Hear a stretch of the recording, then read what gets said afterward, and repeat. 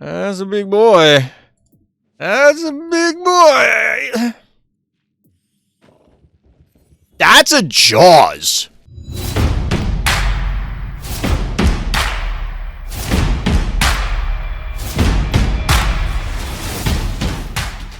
Welcome back, everybody. Welcome back. Sunday night, and as you can tell, it's about that time. By the time this goes live on YouTube, Santa will be on our doorsteps. Or chimney steps. He's soon to appear. We'll leave it at that. So, Merry Christmas, everyone. We have a bunch of viewer games to look at, including some ones submitted by enterprising individuals who found some interesting games from other players. We got a lot to get through, so let's get to it. What's good, chat? How you doing? Gotta fix my hat a little bit. Need to be able to tell what this is in case anybody was unclear. With my old beard, my previous beard from past years, I think I would have played the part a little bit better, especially since the grays are starting to come out. I'm getting old, chat. It happens. As my wife likes to remind me. Likes to try and remind me, and then she forgets about her own age. But anyway, chat, what's good? Hope everybody out there is doing well. Hope the holiday season is treating you well and not as stressful as many others have had. You know what? I've had these sitting here for a year, chat. I think I got these last Christmas. Did I have them last Christmas? Like, actually use them last Christmas? I don't remember. I vaguely remember. This is going to be a pain in the neck to open now. I didn't think this was going to be such a project. I'm waiting to, like... Oh, there we go. I was waiting for it to fly open, and then everything ends up all over the floor, which is absolutely what I need. More crap on the floor. So, these are beard jingle bells.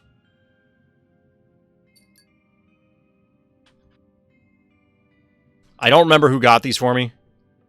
I'm confident that it was either my mother or my wife. I don't know who else would have done that. So we'll slowly add these. You know what a lot of streamers do, chat? Is they'll do stuff like this, and it's like, every time something happens, you add one. I remember watching somebody, and then, like, their whole beard was covered to the point where they were actually complaining about how heavy it was, which is kind of comical. Also, notably, this one is green, but, you know, green screen. Like, this one is also green, even though you can't really tell. They're not all gold. Here, we'll do this. By the time this gets to YouTube, this is going to be really weird. Twitch goofy feature. You know what's funny is, like, there's silver, green, and gold, and the only ones that really show up are the red ones. All of these look to be the same color because of the green screen. There's really not much I can do about that without disabling the green screen, which may happen in the near future. Hopefully these don't tear all the hair out of my beard, and then I'll have a weird bald spots.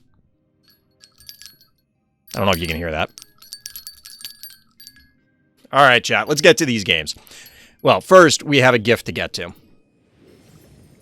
Ooh, we get... I'm not going to lie. This is not the rare I wanted levels for, but it is what it is. It's a free gift. You can't complain. We get our coffee. Hooray. Now, before we jump into the actual games and more lunacy, I do have to let you know that I am part of the content affiliate program. They may be regretting that at this stage. But I am part of the content affiliate program at the time of this recording.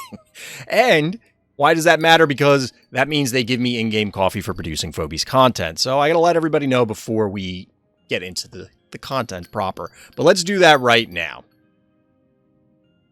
It's one of the rares I want levels for. Do you really? Well, you were a big, weren't you are a big Numbskull fan, DT? Still too level to be useful? Yeah, it's absolutely a stat phobie. You got Foul? Honestly, I would have been happier with Foul. I don't like Steeljaw or whatever the hell it's... I don't even know what it's called. Slayer.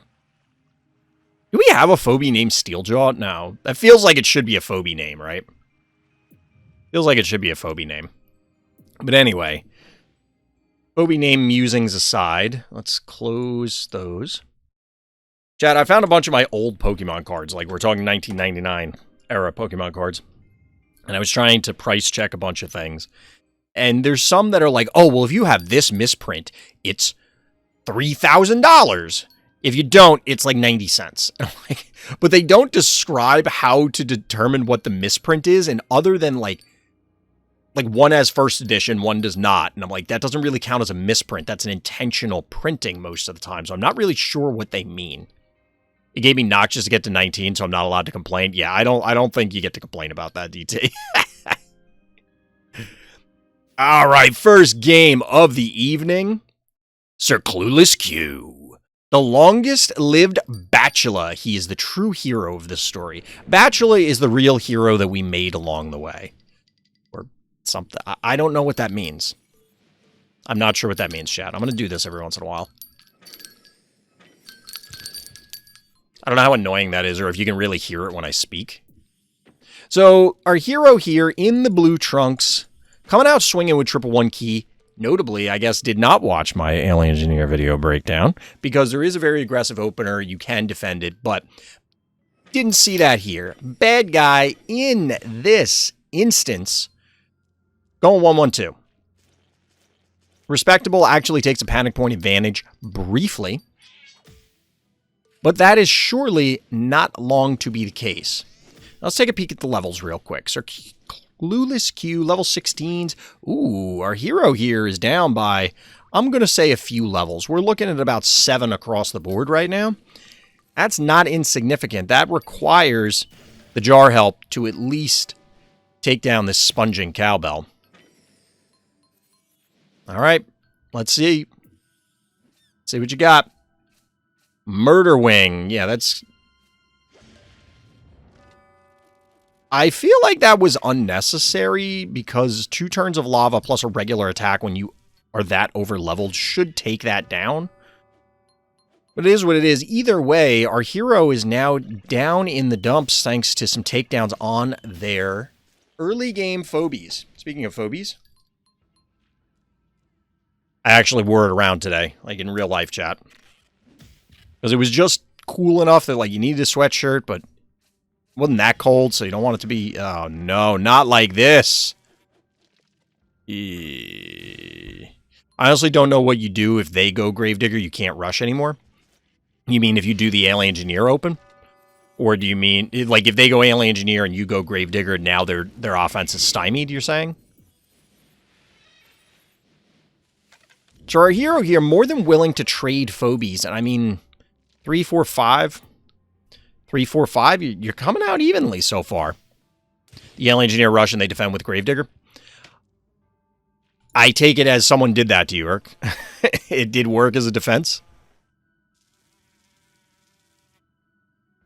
That's what we postulated. That was, and I mean, that's what, could you not have... Okay, I get bad guy not wanting to lose, I don't know. It feels like our hero is stabilized here, I'm not going to lie. But luckily not many people do it because it's not... We've talked about this on many occasions. There's not a whole lot of incentive to be very creative with your Phobie builds or strategies. Most of the time, if you just do what you're doing by rote, it's good enough, right? That, I'm afraid to look at this Zappy. That's a big boy. That's a big boy. That's a Jaws. That was not... Of all the Phobies that could have been, this is one of them. Jaws could work here as... Really, bad guy. So bad guy just passes. Jaws is hungry. Yo, that boy hungry. You going om nom nom. Get it. We're passing back and forth. Bad guy banking up to 9. Obviously, we have a maxed out hero team. Only 3 keys remaining. All right, bad guy. What do you got? Really? I mean, this is a level 19.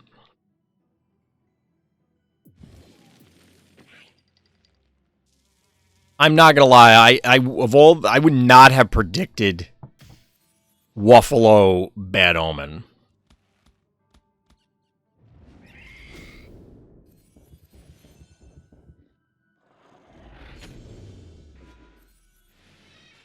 This is actually hilarious. Dial!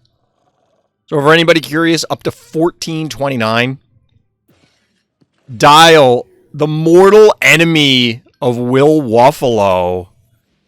I have feelings about this game, chat, but I don't know that I can properly articulate them.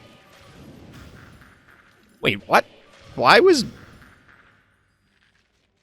I guess that qualifies as a very long-lived Bachelor. I was expecting Bachelor to, like, tank a hit and then run around the map at 1 health or something.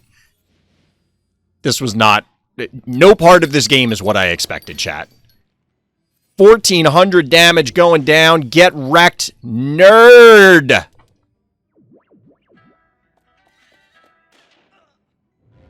Waffalo, powered down. Getting bodied. Wow. Wow. Whoa. Yeah, that'll draw a concession, I'm not gonna lie. Chat, we witnessed a legitimate Jaws win. It's not like, oh, Jaws, by the way, Jaws was there. I guess the Bachelor was worth it because it pulled that stuff in. This is pretty cool. Definitely down a whole bunch of levels, but our hero was able to actually trade relatively effectively, and I get the sense that bad guy was just kind of overconfident. You know, I'm going to send in my guys. I'm way over leveled on you. I'm just going to body all your stuff, and then, oops, surprise, I can't just play whatever I want. Either way, GG. Urk, I think I switched them around. I don't know which one you wanted first. Because I did switch them earlier, but I don't know if you're saying switch them back. Dark Layla was the one. Game numero dos. Urkevina, our hero here on Opticon. Opponent does a completely unnecessary sacrifice at the beginning, but nonetheless a very intense game. I made a crippling mistake later with Stabby and Ginsting, but managed to pull it back regardless. So already an interesting opener here. Stabby plus Boomer. Neither are really something you commonly see on this map, especially early. Well, I guess you could argue Stabby comes out relatively early on this map occasionally. Turrets aren't, at least Stabby and Bow Mangles, exceptionally common here. I certainly, personally, don't like Boomer as your starting one-drop. Again, I like Boomer for specific scenarios, but I want my one-drops to be able to interact or at least threaten interaction. Other than capping panic points, that is. Bad guy here is completely on the undead grind, at least thus far, and then they break it. Klepto, pretty solid on this map. I don't think anybody would disagree. You'd be struggling to find a Klepto map that's bad, or a map that is bad for Klepto, I guess is a better way to put it. But Bad Guy definitely makes an error here. I don't love this one from Bad Guy. That is, in fact, a dead cassowary. Of course, if Bad Guy tries to come in, they're going to regret it. Creep is not going to be able to get a whole lot of value, neither is Klepto. So here's the mistake that was foretold in the ancient texts of the match notes that I read like less than 3 minutes ago. So yeah, there was just literally no reason for those guys to die. It didn't have to be this way. It did not have to be this way.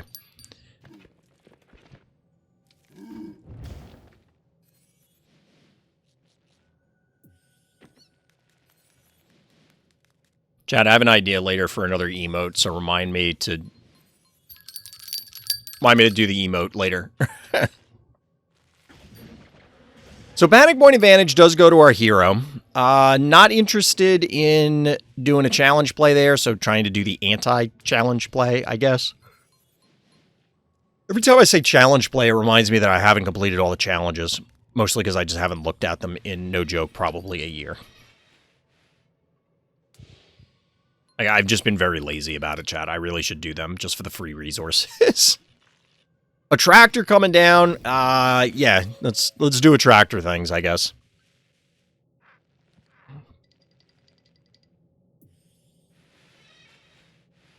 I guess bad guy heard me. Attractor things all around.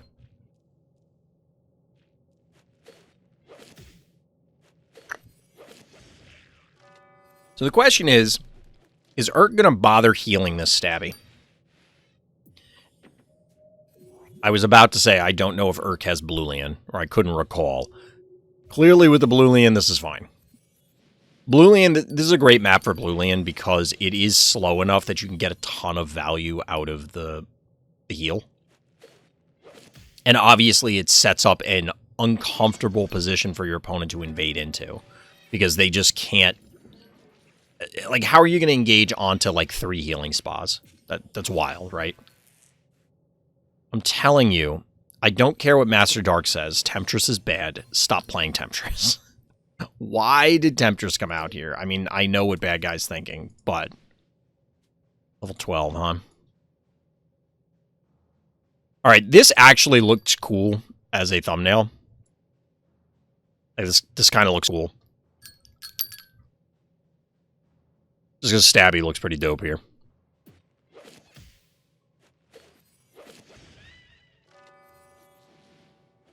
I just can't get behind Temptress. There's just like... Now here I thought they could only kill Stabby. I had to leave it there to kill the cat. Oh, so this is where the mistake comes in, I guess? So we get the Hydra follow-up. So obviously this is in range of Attractor. It's going to yoink this forward. If they go here, 1, 2, 3, they can't get these right now. This will allow double hits here. Obviously, I can see where they can get a multi-kill here. I just don't know if it actually is good for them. Yeah, I guess it'll be completely safe. So the double hit here is catastrophic. You can get a challenge pull play, which means, yeah, because this is going to be safe because the ginseng can go here. It doesn't have to go here. 9 keys to 12 remaining. Now, of course, our hero will get a counter yoink, or has the potential for it, but... Like, if Stabby ends up here, what are you going to do? Commit the Bluelian in? Because this is not going to be able to reach. This is just intensely awkward.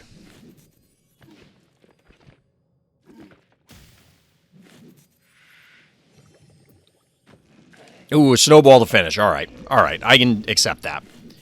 Doesn't even have to worry about the dimensional pull. You love to see it. Reoccupying the spas. Given that follow-up exchange, I don't know that this was bad. It's like, yeah, you lost stuff. You did come out negative on that because you lost Stabby and Ginseng to just Stabby. It's 5, 6, 7, 8, 9. Oh, man, I'm tired.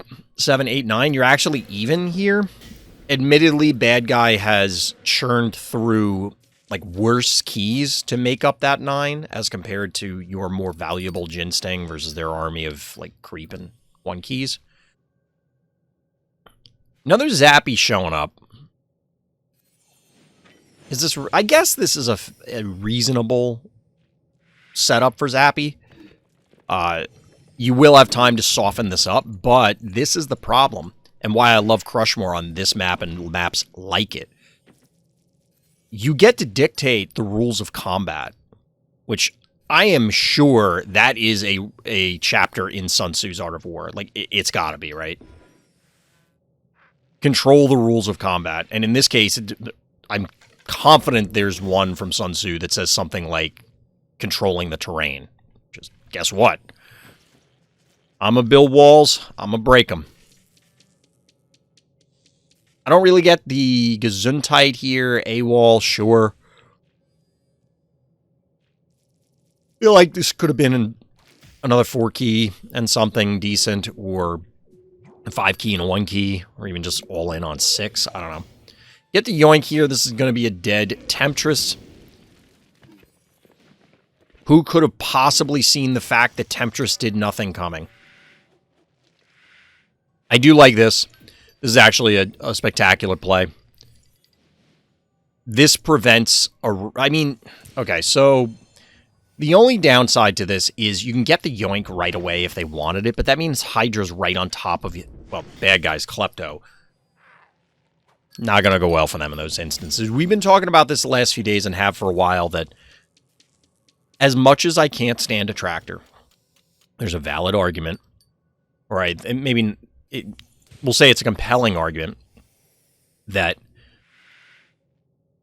Hydra, Cerberus, Alligator, possibly Quagmire are the counters. You just go high HP units, your opponent is going to try and yoink them in. They can't possibly overcome all of the HP.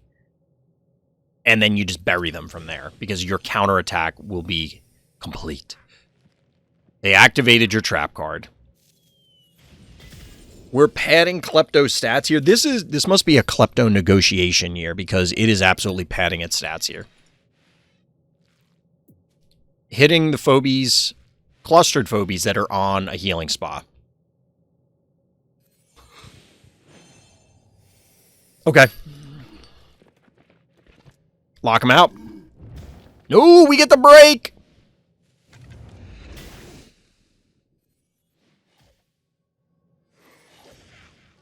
Down goes Klepto. Ouchtown population, you, bro. Down goes a tractor.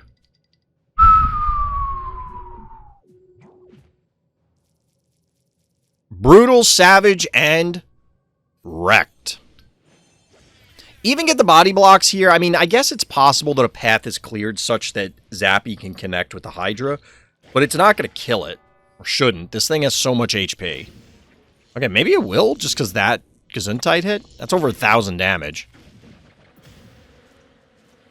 Wait, oh no, no bees. Never mind, no bees. Yes, bees. I take it back. Bees!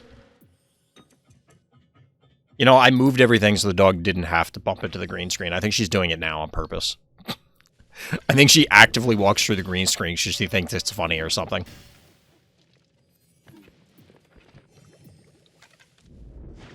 Okay, so there's an argument, there's a world, a reality, in which you could say that bad guy has an opportunity to win here. But that pretty much entirely hinges on that Zappy living. And with the demise of said Zappy, this has got to be it. This is pretty well played by Urk. I understand the thought about the mistake there, where you ended up losing Jinsting and Stabby in the counter pull. But the way things played out, I mean, obviously, if you win the game in the end, it's easy to look back and go, it was all part of my master plan. But I think that realistically, it does kind of go in the category of, like, acceptable losses. You know what I mean? This is one of my best games in a while, despite the mistake. I think this was pretty well played. It didn't feel like you were ever really in danger, even after that happened. It felt like you were kind of in control of the flow of the entire game. The Zappy was a little bit threatening, but I think the Hydra was a really good answer. And we've talked about that on many occasions. Bad guy clearly thrown in the towel here. You just go Repeller with a tractor then? I mean, just have all the Phobies, and then you can always counter what your opponent has. While I hear what you're saying, especially, I mean, this is a large map, but like, say on a small map, you only get so many keys. So if your opponent responds with tanky thing, will you have the time or resources to bank up another 5 to go Repeller as a counter? On a larger map such as Opticon here, maybe that's feasible. Obviously, it's one turn. You get your 5 keys, you plop out a Repeller. But now you're still a very, very fragile team. So if your opponent commits onto you, or you yoink, you can still, as the other player, if you have tanky enough Phobies, take advantage of it. I've seen it in a number of games, even with very high-level players in control of the attractor, where that sort of response. As I said earlier, there's potentially an argument to say it's okay, like attractor's okay, because you have this kind of counter. Possibly. We'll see. Either way, GG there, Urk.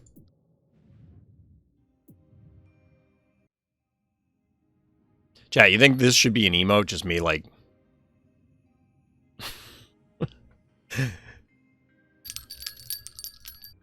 It is, in fact, this game. Shout out to Potenzia 2, who's our recent Monster of the Week 4 champion, for submitting a loss here. Bad guy taking the dub.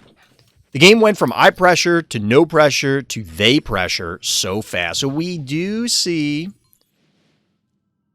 a little canine action. Maybe somebody did watch the Alien Engineer setup. However, we don't see a Gravedigger response. This was one of the responses that was attempted by one of Alien Engineer's opponents, and it didn't work. So we'll see what goes wrong here for Potenzia. Panic point advantage, hero. Spud rolling up.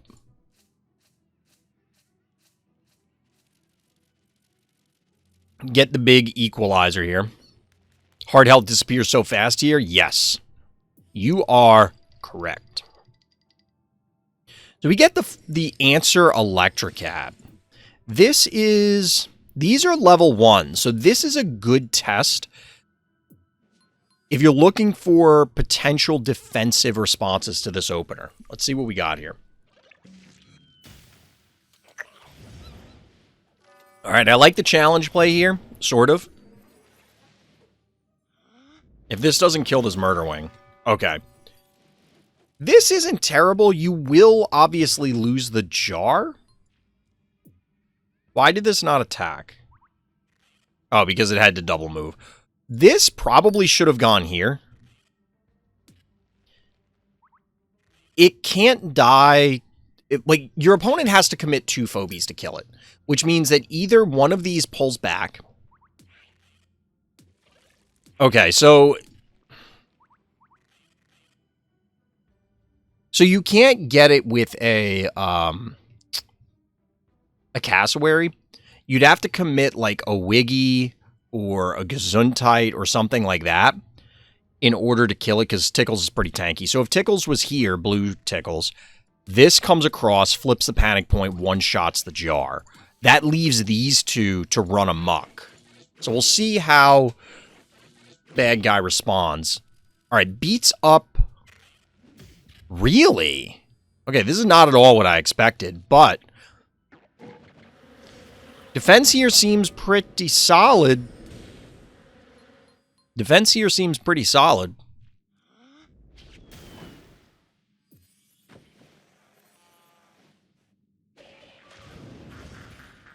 So originally I was singing the praises of this particular opener and the play here on the murder wing, but to be honest, I'm starting to second guess whether that was an appropriate play. Like, should the Spud have instead gone down here?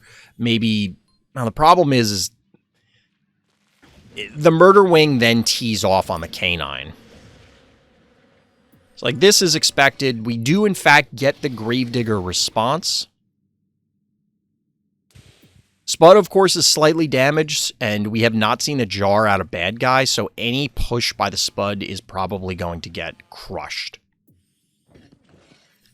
Gravedigger response here. Honestly, the wheels have completely come off this offensive right now. And I have to wonder, given the way this response went, like, you didn't need the early Gravedigger, obviously. At least given the way that Potenzia tried to set this up. So is it just that Alien Engineer and other people that have found success with this opener are just overwhelming players that are unprepared? Which, this is a map to do it on. You can absolutely overwhelm people on this map. And it doesn't... Oh, no. The classic. It's Honey Bear. We get a bank to 5 by our hero. But this is going to be a tough nut to crack. I don't love the boomer here.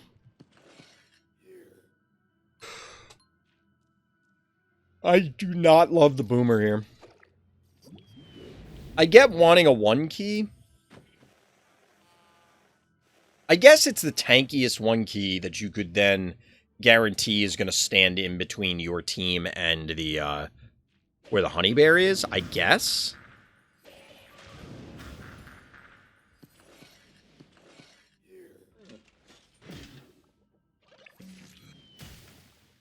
I don't know if this is a dead honey bear. It looks like it is. Okay, honey bear goes down. That's a big deal. And you, of course, get the body block there to protect the spud. You're going to lose the gravedigger. I don't know. You still have 3 keys as bad guy, so it's possible a snowball comes down. Down goes Boomer. Down goes Gravedigger. Softening up the rest of the team. There's the snowball. All of a sudden, our hero's in a bad spot. They still have 7 keys, so they're not out of it, because you can clearly get a couple counter kills here. That's an ogre?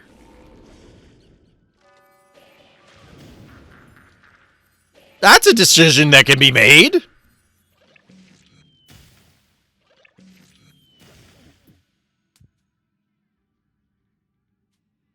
Onion boy, huh?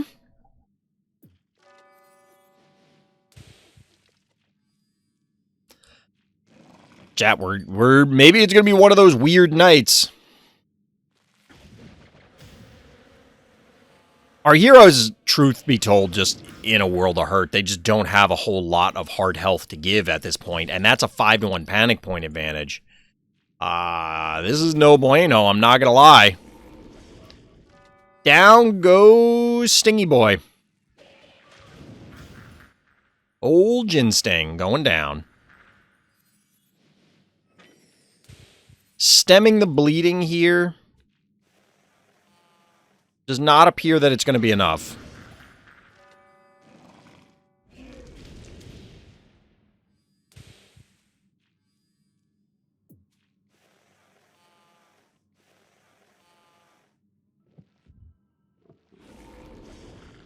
One-shotting Snowball. At 80 hard health.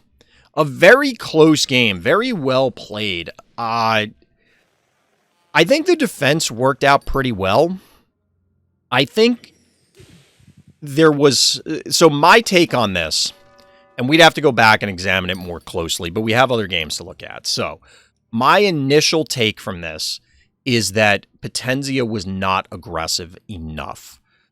It may come down to just simply that one key, the tickles, instead of running across and flipping the northernmost panic point, the north central panic point, it came down to engage with the other tickles, I guess.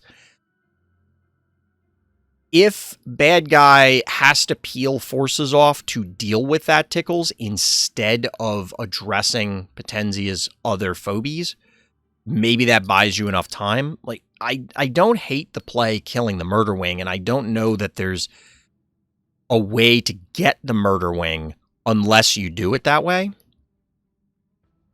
In which case, all right, well, you're just stuck, right? You don't have a choice.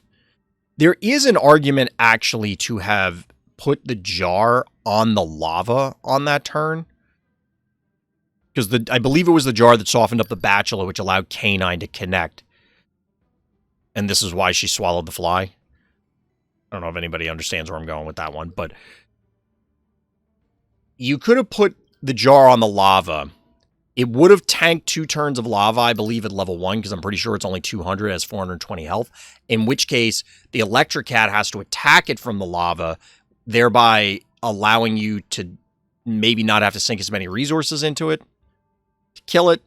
I don't know, maybe that doesn't matter. Like I said, we'd have to look at it much more in depth than we did at the moment, but it definitely is very interesting that the seemingly overwhelming snowbally opener by Alien Engineer can be defeated even without what we were speculating earlier. So definitely need to take notes on that one. That one's something worth coming back to.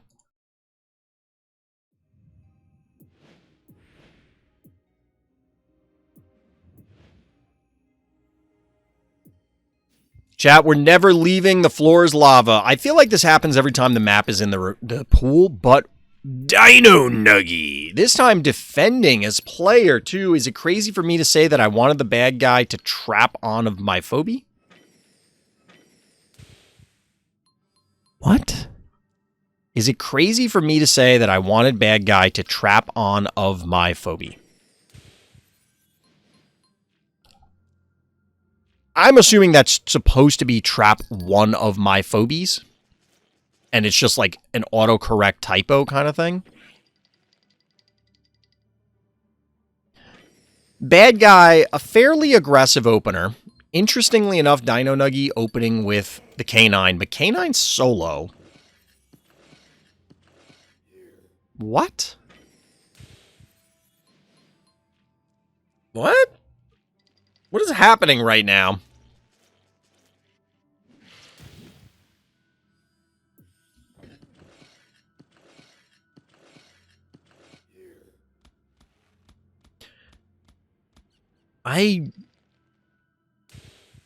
What?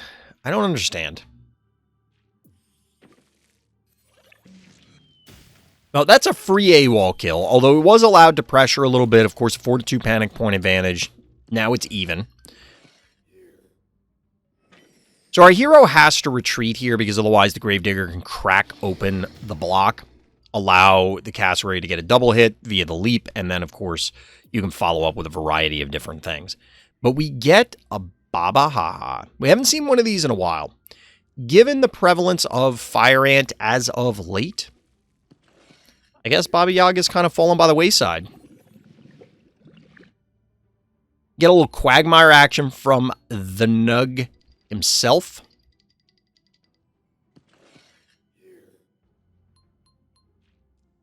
And we got ourselves a standoff. Of course, standoffs tend to favor the trap player. You're going to have time to set up a bunch of traps and ruin your opponent's day. They're probably on the center lava at first. Maybe they're putting... I believe they can put a trap down this turn. Actually, they might need one more turn. I guess we'll find out. Daisy's the final phobie for now. Maxing out here. Is this just a dead Daisy?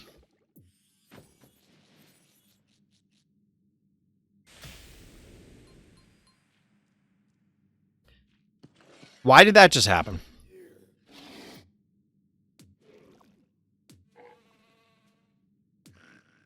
This did not seem worth it at all. Let's see what bad guy's retaliation is. I mean, having the Quagmire activate the trap is fine, I guess.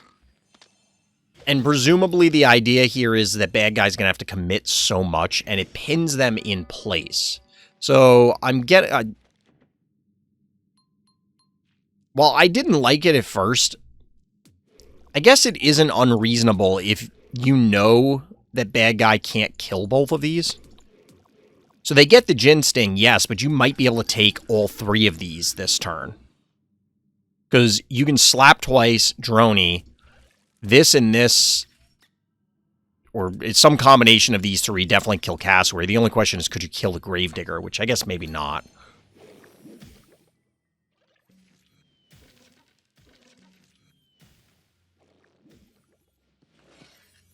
Take it back. Easy game. Dead Cassowary. Don't even need the Droney. Just send the K9 in. And all of a sudden, bad guy's under a lot of pressure. 8 keys, though. Only 3 remaining for our hero. Erratic. It's not terrible here. Obviously, you get the big chain there. You get this setup. But at the same time, your team is kind of slow. This feels like a mistake from bad guy. The reason why is you should be able to pick this cat without too much trouble. 1, 2, 3. You could, of course, pop out a snowball. Oh, man, chat. I don't know what's going on today. Like, this might be enough to kill it. And Quagmire quite safely is able to claim that panic point. I wanted to double check that bad guy couldn't just lock you in, although our hero still has their Gravedigger, so there was plenty of opportunity to just blow up the obstacle anyway if needed. But now it's a 4-2 panic point going the other way. Ooh, bad guy. I'm not trapped in here with you, you're trapped in here with me.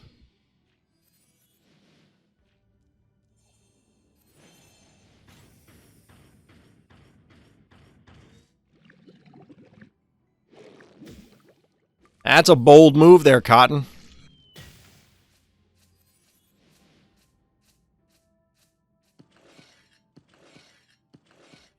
Ooh, 6-0. Yeah, just from as soon as you see all the panic points go blue or orange in a game on the floor is lava, it's just kind of like it's about to end fast, and somebody's going to be very upset.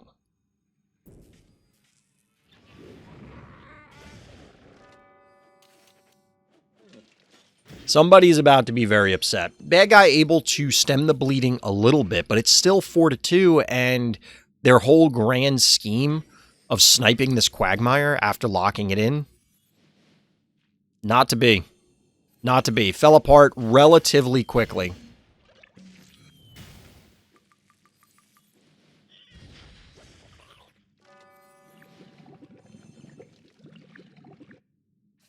This is actually cute for a variety of reasons, namely, the erratic is now body blocked out of, like, it could have possibly chained to that group or something, but now it's stuck here. And of course, there's a Quagmire right on top of it. 5-1 panic point advantage. There's no... I don't think there's really any getting around this. We're getting out of this for bad guy. Our hero can, of course, just go claim the top panic point. The Hevo's in range. The Jar's in range. Or will move into range.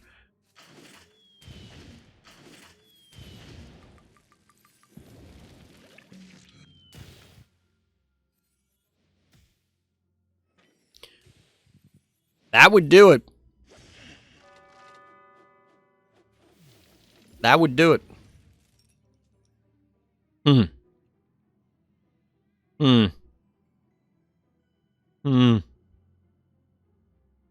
don't think there's a whole lot to say about that one.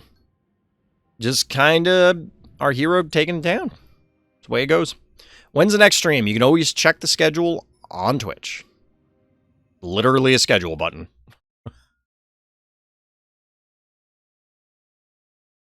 It's also not like I stream every single... or I stream the same days every single time, every week. So, Shinra submitted 2 games against Dios. I don't know if we're going to do both tonight, but we're going to look at this one first. They were both played on the same day. So, like, I don't know which one good. Oh, okay, here we go, at the end of the notes. So, we'll look at the Red Rum one first. Lord Shinra X. Little Yeti avatar going up against Dios. Shout out to Dios, another content creator for Phobies. The best way to beat an over-level player is to ignore them and go for the heart. Honestly, that can be kind of challenging on this map. Don't misunderstand. I've gotten plenty of heart pushes that were very successful on this map, but if they're over-leveled, and, like, you tend to have to go through them, right? It's not like this may sting a little. Or even the floor is lava where there's potentially, like, you can swing around. You can kind of do it if you're our hero here, like, swing in this angled L shape. But it's tough. Now, here's the real question. How over or under leveled are we talking? 14 to 19, 20. Oof. That's a significant level differential. Pretty big level differential. Absolutely in the territory of, this is going to be challenging. Little Gonzo, Bonzo, everyone's favorite mechanical monkey.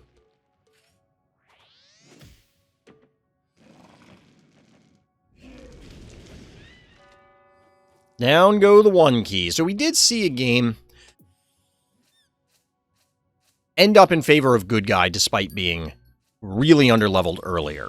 And it basically boiled down to, it feels like bad guy had a high level of overconfidence and was just kind of throwing Phobies into the meat grinder. We'll see if that's what happens here.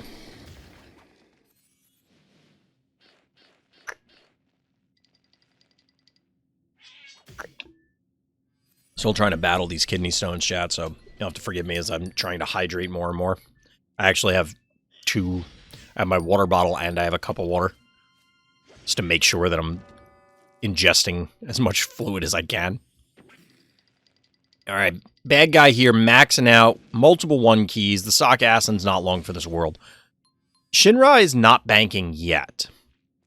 So it'll be interesting to see if they choose to try and, like, are they going to get boss set up, or what is this Gonzo doing? Because right now, it, you know, alright, there's a sock assassin.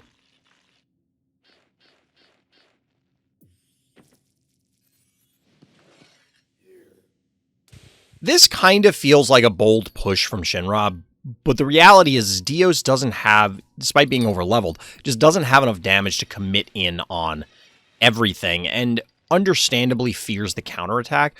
So we see a humongously defensive position. Like, that corn is all but out of the game at this point, with how far back it is. Followed up with a Innocuous. Of course, from where Innocuous it is, it can still poke at that center point. Corn running for its life.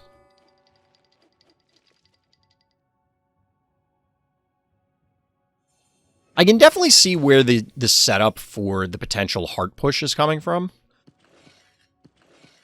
Get the block. The old heebie-jeebie special. You love to see it. You get the block, and now it's, all right, bad guy. We're off to the races.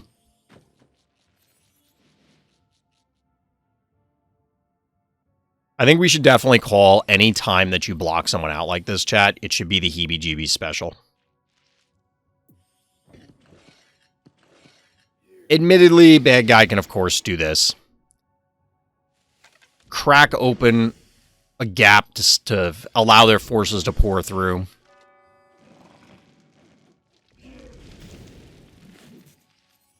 But this is a lot of pressure on the heart. You already have a range guy on the heart. You have a melee guy on the heart. They are protected because of the LOS here. Like, yes, you broke through the middle so that you could get that takedown and claim this point, but you're still in trouble here. Ooh, we get a little more bees take down the murder wing, reclaim the point. Seems bad if you're in Dios's position.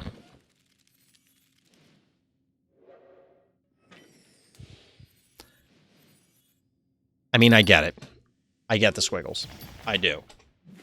But at the same time, I don't even know that it's necessary.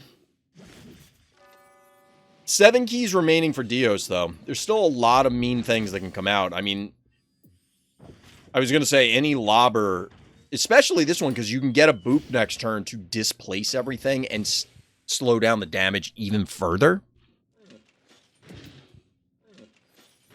Going to be just under halfway health, it looks like. Ooh, this is interesting. Choosing to kill this. Okay, the squiggles is going to do it. I was going to say, you can't leave that Innocuous. I do like that, clearing this stuff out. Now Dios is reduced. So sometimes it's just a matter of removing your opponent's game pieces from the board. They get less actions because they have less guys. And although Dios does get a cool play here, you get the challenge play into the pull, you're going to get a lock here on the panic point. You could even get both if you really wanted. I doubt that's what's going to happen. And all of a sudden, everybody just recommits on the heart. There's just not enough damage. The boomer, of course, body blocks out the corn. Or you can just murder the corn with bees. I don't think that's how it worked on Animal Planet, chat. I don't think bees murdered the corn. Like, that's not how any of this works.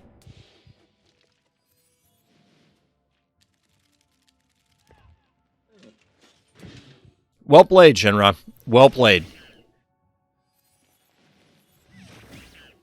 I think it really, yes, it was the hard push, but realistically it came down to this. The question becomes, and again, we'd have to go back and really dive into this, but would it have been worth Dios breaking the statue rather than the other block? They never put in any effort to destroy it, not that they really had time.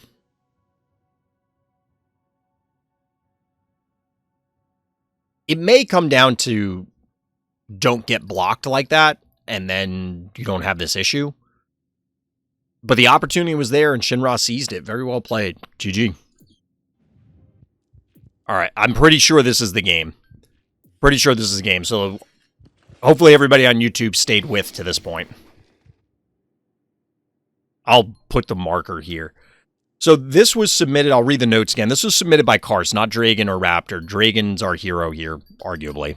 Or maybe the bad guy, depending on your opinion. This is Karst making the suggestion the match is not pinned. It's a prime example of why Cupcake cannot exist in the game as is, though. And as mentioned a few times earlier, I saw this game posted in the Ask the Devs channel in the official Discord. And I can't really disagree. I will elaborate on what I think happened here in general. But the game ends 3 turns from now. Both players got 4 turns. Now, a concession came in as you'd expect. It didn't literally end. There's still 20 keys and tons of hard health. It's not like, you know. But the game is about to end. This is Dragan's 4th turn.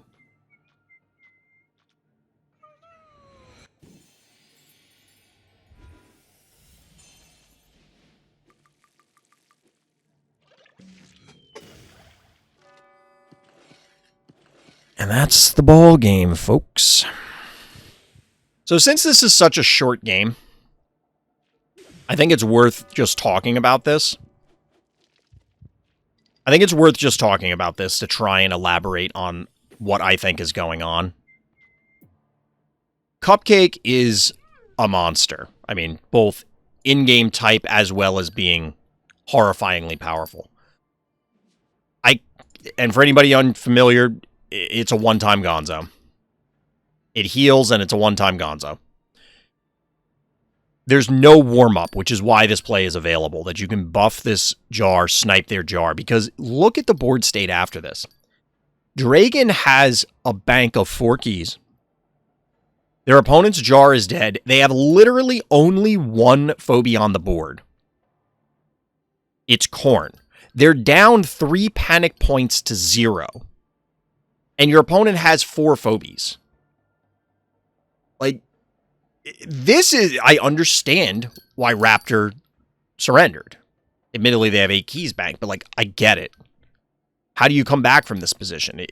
I guess it's possible, but this is dumb. And I absolutely agree with people that... And we've talked about it before. I mean, I pitched other attempts at, like, how do we modify Cupcake such that it isn't bonkers? But I think the real answer is you got to put a warm-up on it. There's a reason that other phobies have warm-ups, right? You can't just pop out and do every ability in the game. And I think it's reasonable that there should be a warm-up here because, and this was my point in response to Karst, which is not in any way defending Cupcake, but I don't think any of the early, because RCO was one of the launch maps. I think it was actually in the very first rotation. I could be wrong. But regardless, where is it safe on this map? Like, where can you be? Here? Because you juice this and jar goes here. Now I can make use of my Madden thing. Was that up the whole time? No. So, like, jar starts here. If it goes here, 1, 2, 3. 1, 2, like, this entire arc is cut off. That's not a great line. You go here, 1, 2, 3. This whole area of the map is covered by this jar that is here right now. That gets boosted by this Cupcake.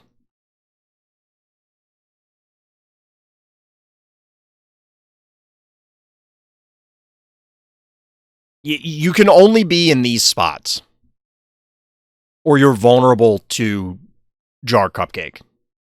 And obviously other things if there's other stuff on the board. And that's from a pretty safe position here. Now, you can make the argument that, well, what if Raptor had their Cupcake? They could have done something similar. And it's like, no, this is stupid. This is why I argue about balance not mattering, because this is technically balanced. Because if Raptor has Cupcake, well, then, they both have it. They could both make use of it. But I think the bigger problem is that how is this an interesting, engaging, or worthwhile gameplay experience? Fun and interactive, for those who enjoy that turn of phrase. Yeah, I kind of agree. Well, not kind of, I agree. I think it is really difficult to defend Cupcake in its current state. I think pretty much everybody, upon seeing Cupcake, thought this. I don't know. My full statement to Karst was along the lines of, I am of the opinion you balance the phobies through maps. And that's why I think that the original maps were not designed with Cupcake in mind. I'm sure the devs had the rough idea of Cupcake or something similar existing. But clearly Cupcake came in way later, and these maps launched way before its official existence. I think it's reasonable to assume that these maps were not laid out with the idea that you could jar 80% of the map and snipe virtually. Like, how much damage does this do once it's actually applied?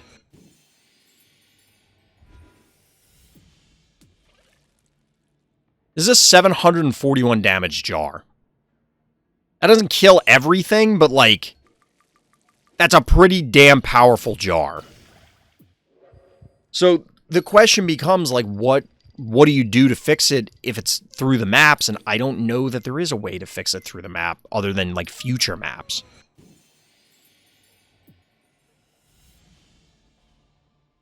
That is not what you want to see. You do not want to be on the other end of this. I'll leave it at that. I think that's a better screenshot. That's a better screenshot. Maybe the fix is have a map ban system. I think that, like, logistically, that's going to be too much effort.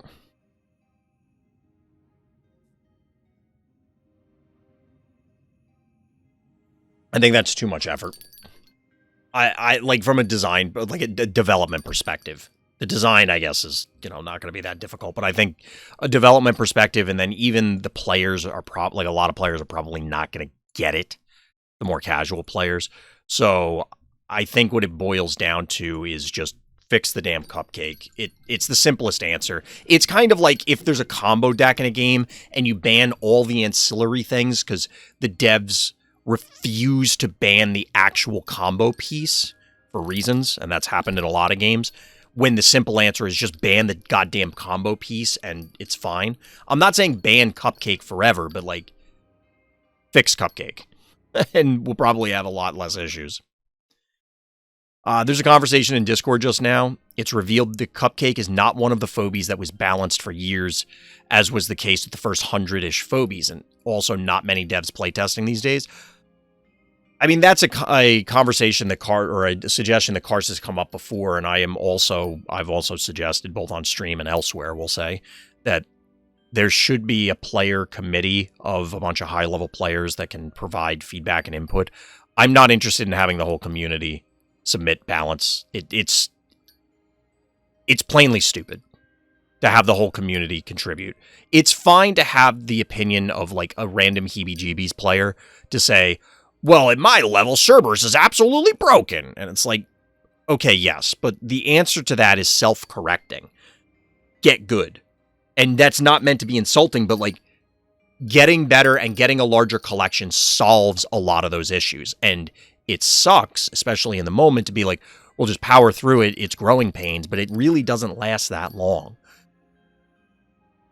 Once you hit a certain threshold, and we can debate about where that is, you're stuck. And now that is the metagame of the game once you hit a bare minimum level. And once you're that tall to ride this ride, there's no getting off. So you have to deal with those balance problems at that stage. They can't be ignored with get good, because then we end up with Cupcakes ending the game on turn 4. And that feels ridiculous. And then the combo still persists because the combo still persists because the combo still exists if you ban everything else. That's happened in other games too. I think that's what you're alluding to, Atona. But yes, like if you don't fix the actual root, you're just pulling up the weeds, right? Or not pulling up the weeds. You're just like killing the surface level weed, but not getting at the root, so it just regrows. But to your point, Urk, I could believe that. I don't know. Like, did one of the devs say that? Because I don't see how else anybody would have gotten that information. I would absolutely believe, if the devs came in here and said, yes, there's less people playtesting the new Phobies. Definitely get that. Is there less time to playtest the Phobies? Absolutely, can understand that. Cupcake could be a symptom of that. And for the most part, we've kind of dodged a lot of stuff. Like, realistically, over the span of all the expansions and stuff, we haven't had too many, oh my god, this completely ruins the game things. But, I mean, all it takes is one. Hey, dual track was good. Most people aren't game devs for a reason. I'm sure most people can identify issues. Most people aren't good at fixing the issues. Absolutely. It's like being an electrician. Most people can tell you there's a short somewhere. Most people should not be mucking around with the live wires. Yeah. Oh, that was confirmed then? Urk? Okay. I mean, I didn't mean to do that. I mean, I agree. We talk about it all the time. It's fine to take the input, but this is why I have leveled a number of complaints about that balance monstrosity poll survey that they did. The vast majority of that is going to be noise. And even if it aligned with, well, we have some data to do this, like we can justify nerfing Phobies A, B, and C. And the player base also says nerf A, B, and C. Well, that still doesn't tell you how to fix it, and obviously you would have already identified it to begin with. Because unless they have some way that they're weighting, as in like adding weight to player 1's opinion versus player 2's opinion, it's meaningless. Because, and this is not to be elitist, but somebody in heebie-jeebies is playing a different game than somebody in Sum of All Fears 3. They just are. And now you're trying to balance, what, like 21 or 24 different games? I don't remember how many, because there's 3 ranks in each, and I don't remember how many ranks there are. Devs kind of need to make a decision. It doesn't need to be public necessarily of what the game is supposed to look like in motion. Exactly. Without having a solid idea what the game's supposed to be, you aren't fixing anything, you're just juggling numbers. Yeah, like, it is possible to do that. And like, you're just moving all the parts simultaneously and you manage to get lucky and you hit it. But it's way easier if you pin down some variables and say, no, this is the value of X, this is the value of Y, and we're going to adjust Z based on the first 2 assumptions so that you have a firm, concrete base. Otherwise, you're just juggling. And it's not impossible, but I think you can all imagine that trying to hit 12 moving targets is more difficult than hitting 1 stationary target. I mean, I feel like that's axiomatic. We'll come back to this, chat. But speaking of coming back, we're coming back to SirCluelessQ on Scopaceum. Ultra rare gaming to keep the cold feeling of defeat away. P.S. God, I hate Cupcake. Hey, did you hear us just talking there, SirClueless? Because we've been spending some time talking about Cupcake. Did the profile picture change? Whose? Like, seriously, like whose? Mine, SirClueless, my schemes? Who are we talking about? Ooh, we got a little good boy gaming here. Well, good boy gaming is a good boy. SirClueless had squiggles. So it seems the way what we've determined is basically when the replay, I don't know if it's when it starts or when it finishes, but the profile picture gets locked in. So if you change it afterwards, then that can happen. Look at those little cuties. They deserve a treat. Yep. They're always some good boys. I do like the different sound for the run animations. Like, I don't know, you gotta listen to this, chat. Listen to the werewolf run versus Snowball.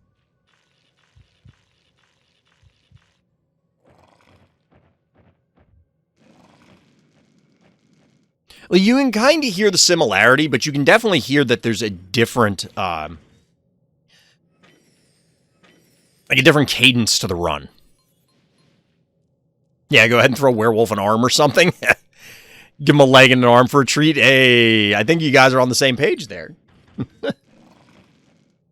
We'll see what we can stuff in their stocking.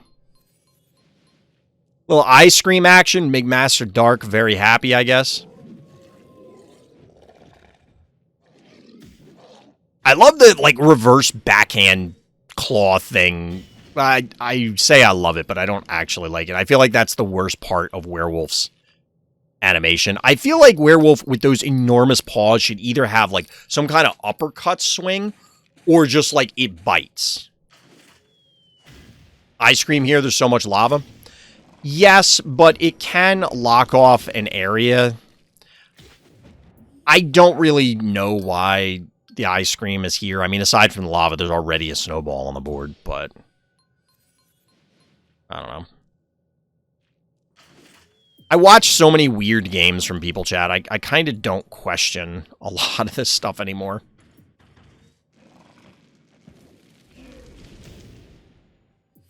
Snowball getting cooked. Little Bluelian to heal up our Hevo friend. I know that you can make the argument robots can be repaired, but, like, part of me wants mechs to be unable to be healed. But there's parts of the game like that where it's just, going back to the earlier discussion, we're just accepting that this is how the game works. Bluelian is kind of here. It's too slow for the situation. I guess. I honestly kind of feel like our hero is arguably in control. I don't know what this is all about. I don't know why this ran all the way up here. Not 1, 2, 3, 4. Like, I guess this Hevo is now in position in case Jinsting wants to run across the top of the map. The Bluelian here was specifically because it was heal and cure poison, I think was the reason. The big thing that we found on this map, though, is that it can be incredibly aggressive, and people just don't do it. Alien Engineer, and I stole Alien Engineer's idea about bronying people, and you can absolutely lock people out of the game and then just push the heart. Yeah, but the places you can put a spa require you to pull back every time you need to heal.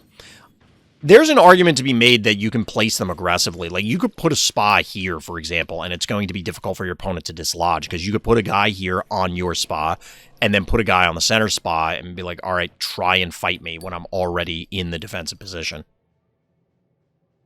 So we get... Whoop.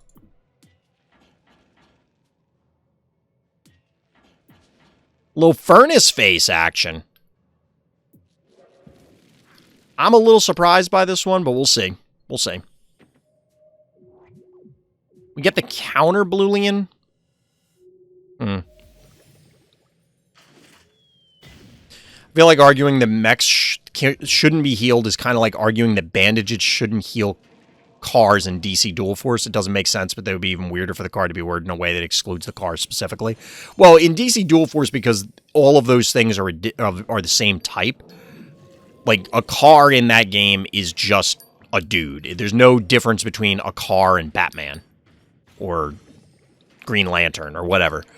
In this game, like, mechs are an entire existing type. So, like, you could have... Because there's already rules, and we were talking about this the other night in a different context, but there's already lots of rules in the game that explicitly only affect or only interact in a different way with a specific type of phobie. Furnace's card is so intimidating, just numbers and words everywhere. It feels overwhelming. I mean, this is like a lot of stuff going on. You're not wrong, Urk. You're not wrong. Smokey Stokey is like, that's some stuff. I guess you can make a mechanic phobia that specifically heals mechs. I'm waiting for that. I mean, there are existing healing. Other than Cupcake, are all the... No, it's Bluelian and Cupcake are the non-mech healers, and then there's 3 mech healers. Are there more than that? I think that's it. Seems like wasting design space and shoehorns people down a specific road. It could be. This is hilarious, actually. Oh, Leshy. Yeah, there's... And Zomboni. I actually forgot a bunch of them. This is... But the reason I'm forgetting it... Well, not the only reason... Smoky Stokey, 50% damage.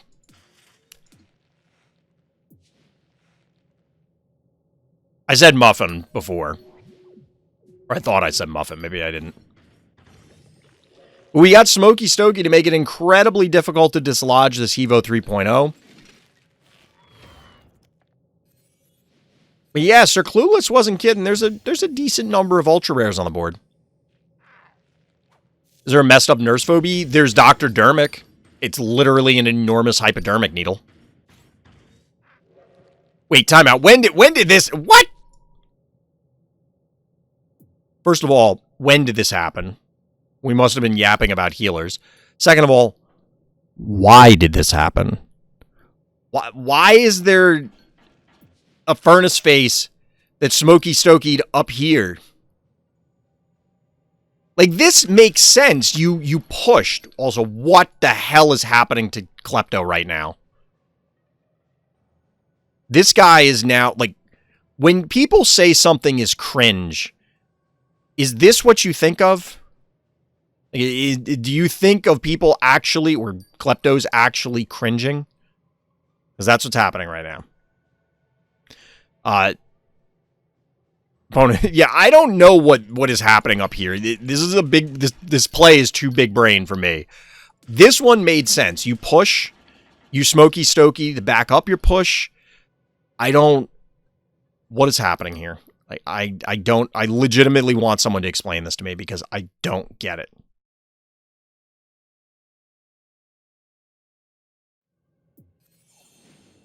Long Klepto? No, that's not a long Klepto. That's a squishy Klepto. Power down on the werewolf.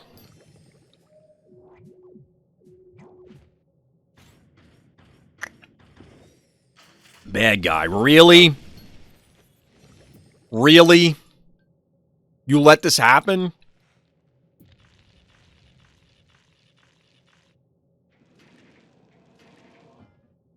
I love how Furnace Face moves. The way it drags itself like that. Ice Cream is going to freeze? Freeze who? Creep? What are we talking about here? So I kind of expected this to happen. This is not prepared. This could swing onto the stem, but I thought Furnace was going to go up. Oh, okay. I was going to say, like, what freeze is happening here? Alright, so appropriately bad guy retreated here. Still a panic point advantage hero. 0 keys to 4 remaining. I love the Furnace Face animation. This is interesting. This is a great Hevo hit, though. Spectacular Hevo hit up there. This is interesting because, of course, they can move the Ice Cream into position to freeze here, but then that opens up the Ice Cream to getting hit by a couple things. But our hero's forces are very split. Bad guy could collapse on either side and probably punish. So we are going to get the freeze here. So this was presumably bait, because otherwise, why would you have done this?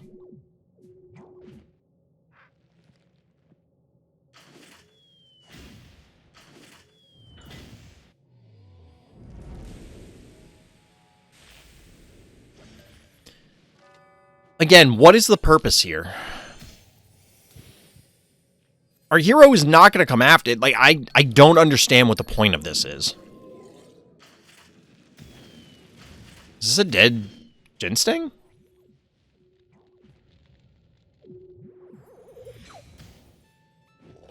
I think that's dead to the fire. That just feels like bad guy didn't count it properly. I guess you potentially protect your... Alright. We get another fart. Oh, Ginsting tanks the fire. It is not very happy about it. I mean, that's absolutely third-degree burns.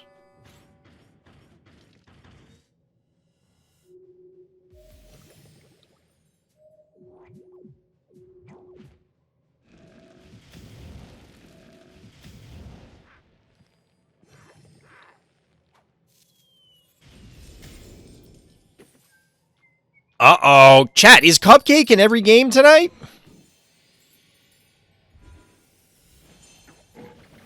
Bees! Wait, you're staying there? I guess. Bluelian down, though. Bluelian did, in fact, go down. Get a little backhand. That's going to be a dead eye scream. Can we take down the Bluelian on the counter hit? No, we're not even going to go for it. All right. I mean, bad guy is not going to have enough damage to kill this werewolf. Certainly beat it up, but not enough to take it down.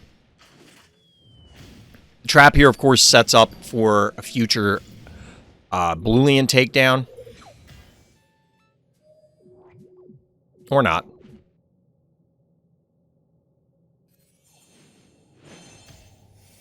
What the hell is happening is exactly what I've been saying, Shinra. Like, this entire game has just been startling.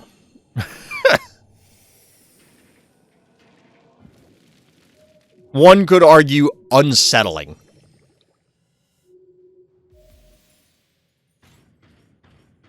However, we do have an even panic point split, a couple traps, and a quickly thinning set of Phobies. Why are there two Furnace Faces? Did you just join, Shinra? Because you missed the part where Furnace Face farted on their own heart for almost literally no purpose. Like, bad guy marched their Furnace Face out to where Sock Acid is now, and then activated it. When all of SirClueless's guys were, like, in a line here on the median. SirClueless is just hanging out on the equator, and then this guy decided to start the Great American Smokeout. You're asking, I don't know. Do I look like Miss Cleo? I can't read these people's minds. To be fair, I don't think she could either. Hence why Miss Cleo is not a thing anymore. You wanted to prove a point. Yeah. It's actually just asserting dominance. Good boy goes down. Chad, how does our hero win this game? Wait, didn't they use... No, they used Cupcake. They used Cupcake earlier. How does our hero win this game? Okay, trap one.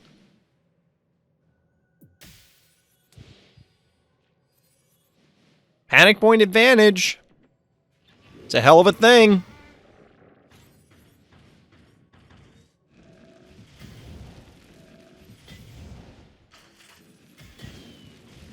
They'll splash onto the heart. Furnace Face. Super tanky, sitting on this panic point.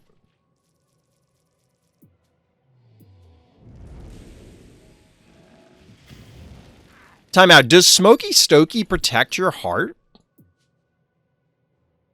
No, it doesn't. I wonder if bad guy thought this protects their heart.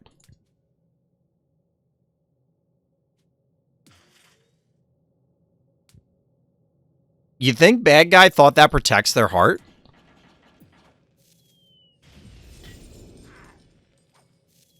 Realistically, unless they kill Furnace... Okay, so they killed Furnace Face.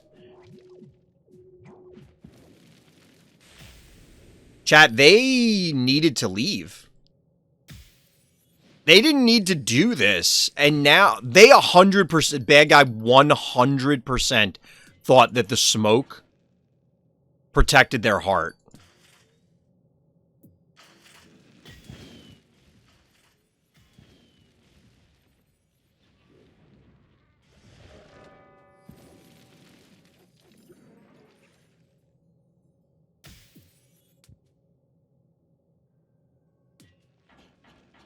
Wait.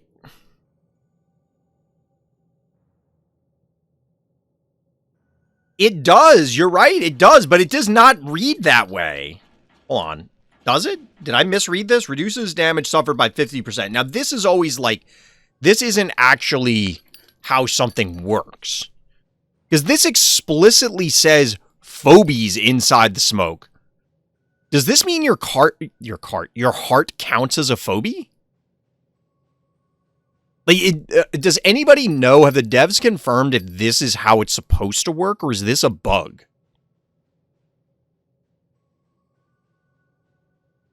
In all seriousness, like, is this worded wrong, or is this a bug? I'm leaning towards it's worded wrong. This is the ultimate anti-heart rush phobie? Now it is. Now it is. All right. It protects your heart. I mean, not for very long.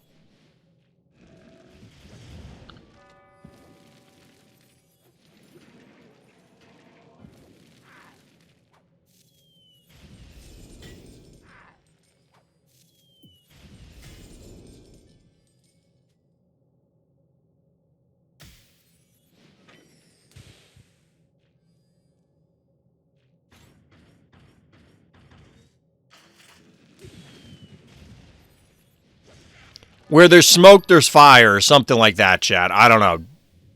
Takes it down in absolutely the weirdest game of the night. GG. I don't know what to say. Yeah, that was weird. The way Furnace Face is written, that should not protect your heart.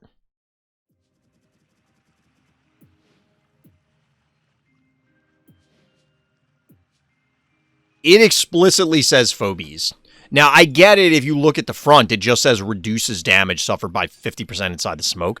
However, we know from the back that that isn't completely true because it does not reduce from tile, status effects, counter, or last act.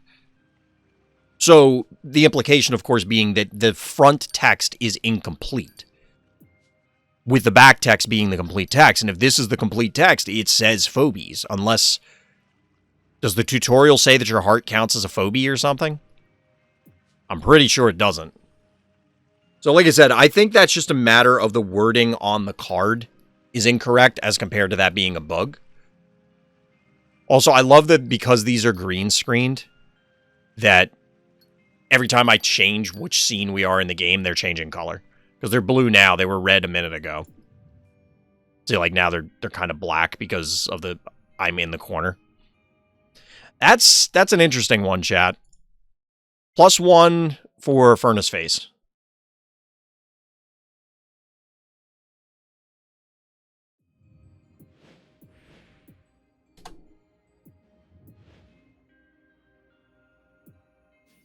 All right, let's take a look at another Dino Nuggy game, and then I'm going to take a quick break, chat. We're jumping in here. What are the notes for this one? Gotta protect your heart. Well, we learned that in the last game, you can, in fact, protect it with Furnace Face. What does a direct damage Phobies card read? The closest thing would be probably one of the pole Phobies, so we can look at that. Because you can definitely target the Phobies. You can target the heart, rather, with those. How many games have we reviewed so far? I think this is number 8. I think this is game 8. So, I have to admit, chat, I did not really like a lot of the carnival maps. This one's okay, but I don't like Coulrophobia. I don't like Step Right Up. Like I said, this one... No, this is Step Right Up, right? Or is this Carousel? No, this is Carousel.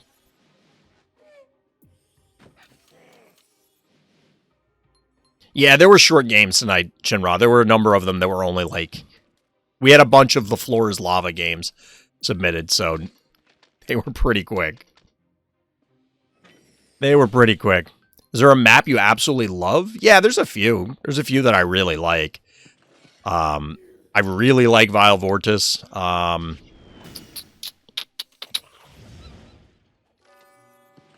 I like This Might Sting a little, but I don't know that I'd say I love it. I'd have to go through them. I can't think of the names off the top of my head at the moment. But yeah, there are maps that I do really like. Like, if I could create a curated map pool for Fright Night and other tournaments, I would, and then that way I wouldn't have to worry about it. This is Step Right Up? Okay, so then the other one is Carousel. We did one of your games, Shinra. We'll probably do the other one next. There were a number of dupes tonight.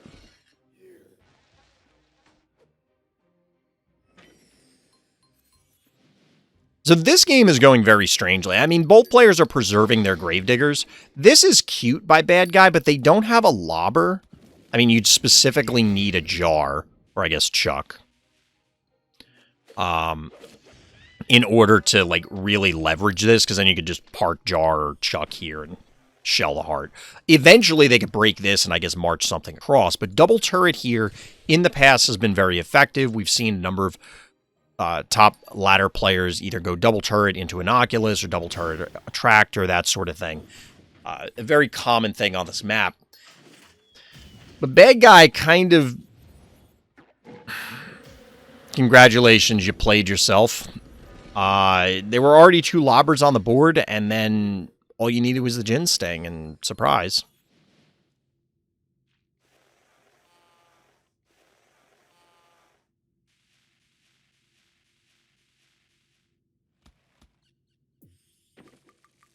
Like, it's a cute play to do the lockout there, but like I said, you're not really... I guess if the Gravedigger lived, you block this, and then the whole idea is you force the fight to happen down here, and then it's just like, you can concentrate all your forces. Because if your opponent splits, they're either taking a bunch of damage, or, you know, like, they're wasting time breaking this. I don't know. This just felt like it didn't do anything. Why is the Spud here, though? What was up here?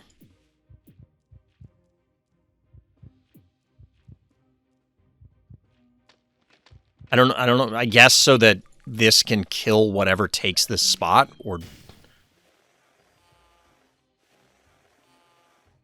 I don't know. The Spud doesn't feel like it needs to be there, I don't think.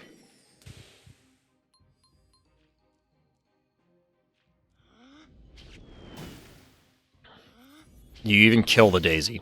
Alright, so at least you take down the Daisy. This allows the Droney to do Droney things.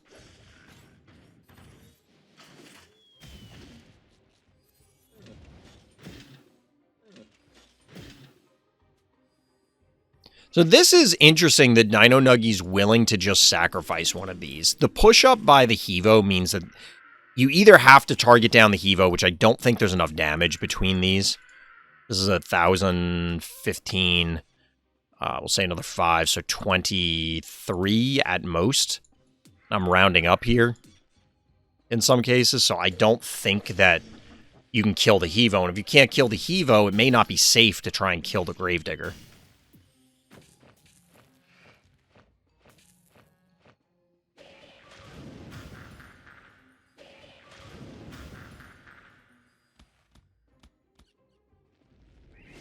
Alright, so we do get the takedown. It will cut down on the buttons, at least, that Dino Nuggy can press.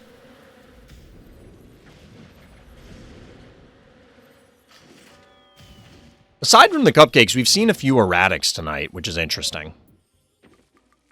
Little jar action going on.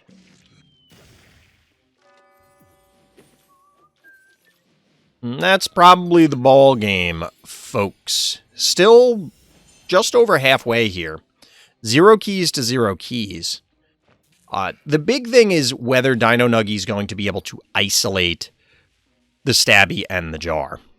Because obviously fighting into the erratic could be kind of challenging, given you have 2 mechs and one of which is Jar, so it's fairly fragile.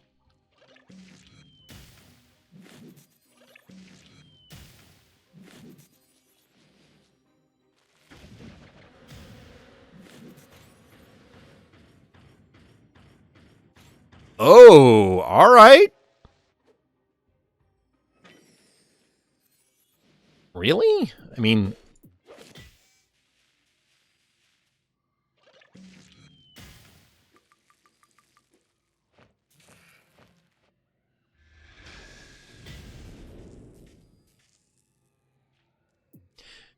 Oh, this is a rough spot because I guess bad guy, yeah, you wouldn't have been able to kill it with... So that's a good heads-up play from Dino Nuggy. I was assuming this was going to die. Obviously, I didn't count it up. But since it can't die, like this was definitely a good heads-up play to take this because it's very difficult for bad guy to dislodge it, and they're going to end up losing the stabby anyway.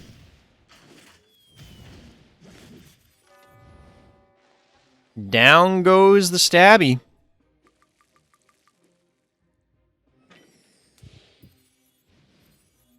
Now, the Hevo can clearly go down pretty easily. It even helps soften things up here.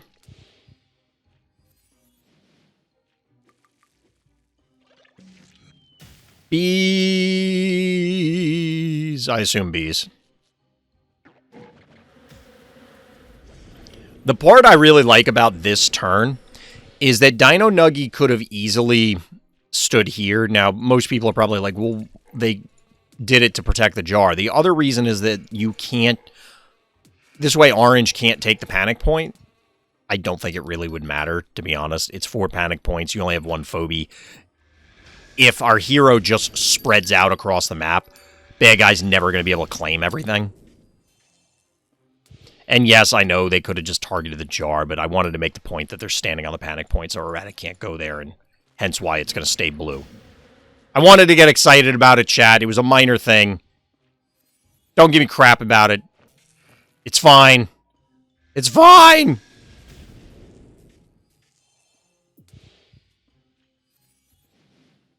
Yeah. Anybody who has gone all in towards the end of a game with a medium or large-sized phobie has been in this position where it's just like, yeah, you can't even kill the spud. That sucks. If you do it to somebody or they do it to you where you just isolate the big guy and suddenly they can't compete with the rest of your board, it's a tough spot to be in. GG, Dino Nuggy. Well played. GG. Yeah, so that is, let's see, 1, 2, 3, 4, 5, 6, 7, 8. Yeah, that was the 8th game. So we got 2 more. A Shinra game and a Potenzia game after that. All right, chat, we're back. What's good? What's the best use of coffee? Drink it. I guess that depends. I was actually going to talk about real-life coffee when I came back, because I was going to say that I've been cutting back on my caffeine, like just literally having none, because I felt that I was drinking too much coffee in real life, and I can definitely feel it on stream. Like, it's tough sometimes. It's real tough. I'm just straight up exhausted. And I need to go to bed, but we persevere. I have like 900 milligram caffeine a day. I have no idea how much that is. Like, I don't know how many milligrams of caffeine are in my regular, like, cup of coffee kind of thing. I could probably check, but I don't usually have, like, typically for me it would be, if I had a lot of coffee that day, I would have 2 cups of coffee. If it was a stream day, sometimes I would have 3. It would be like 2 in the morning, and then 1 sometime in the early afternoon, or late, I guess early evening, late afternoon, such that it wasn't like, oh, well, I'm drinking coffee at 9 p.m. I would have the coffee at like 4 or 5 p.m., and then it would try and carry me through. But what was ending up happening is that I would be exhausted. Not as tired as I am now, but like I would still be pretty tired during the stream. And then I would be wired when I went to bed. A cup of coffee is 80-ish. All right, that sounds like I'm not a doctor, Luffy, but that sounds unhealthy. That's like an enormous amount of caffeine. Or sure as hell seems like I don't know what your daily, what you can or can't have caffeine-wise. Or should or shouldn't have. 900 milligrams if an average cup of coffee is 80-ish. That's a literal order of magnitude. That doesn't sound good. Admittedly, I only started drinking coffee I started drinking coffee relatively late in my life. I didn't drink coffee when I was younger. Like I didn't drink any kind of caffeine at all. Well, I take that back. I drank a lot of soda, which is probably what gave me diabetes. But that's not what we're talking about. We're talking about caffeine. But anyway, chat, let's take a look at those last two games. Let's take a look at those last two games.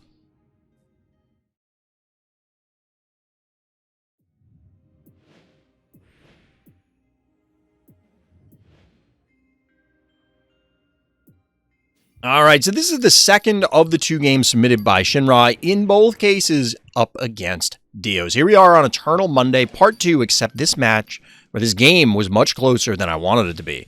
Map is Eternal Monday. Oh, and poor high five. So shout out to Karst for leading the charge on the high five Eternal Monday train. It's usually 2 bang energies and some pre-workout. I've never had pre-workout in my life, so I know it's caffeine involved, but never had it, so I have no real context for it. Do skeletons revive the start or end of the turn? End of the turn. So that's how you get the opportunity. If you kill your opponent's skeleton, whether it's a jackalope, it's a daisy, it's a pterodactyl, whatever, it'll turn into bones, and then at the end of the turn, it'll revive. I don't think there's any way that you can kill it on your turn, mid-turn, that it would be relevant to come back. I get, what could happen is, you kill something, dimensional damage kills it, and then it ends up, you could do it then. There are weird scenarios where then that could cause something, say it's Tooth Fairy, it could pull the bones into a weird spot, so you have to be careful about that. But in any case, as far as this game goes, fairly standard openers. Notably, we did see the break up at the top, and we didn't get the break here in front of the bow mangles. We should get that shortly from Lord Shinra to get the turrets set up.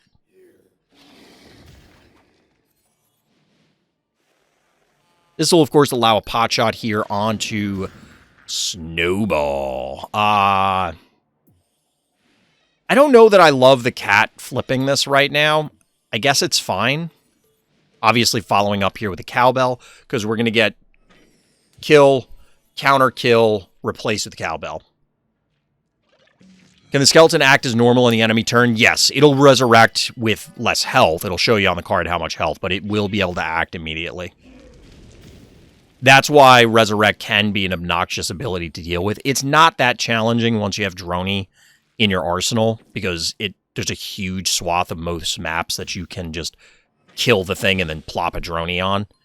And other than jackalopes, you're at a key advantage in that scenario. Wait, are you really going to walk the bow all the way? Are you going to walk the bow to the spa? That's a thing you can do. So notably, Dios here banked to 7, as well as having a Gesundheit on the board. It's kind of blending in here. Kind of fits with the whole aesthetic here on Eternal Monday. That's a...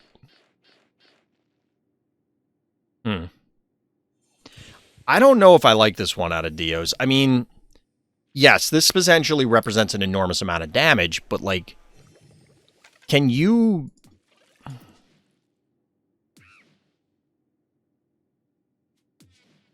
I guess the combination of these 3 can snipe the Innocuous fairly easily. This forces a retreat from Shinra, because you can't just go, oops, I claim this. But it's 9 keys to 12. Hypothetically, Shinra can win the 1-key trading war over the center, but we know that there's a high 5 coming at some point thanks to the notes. Shout out to the notes.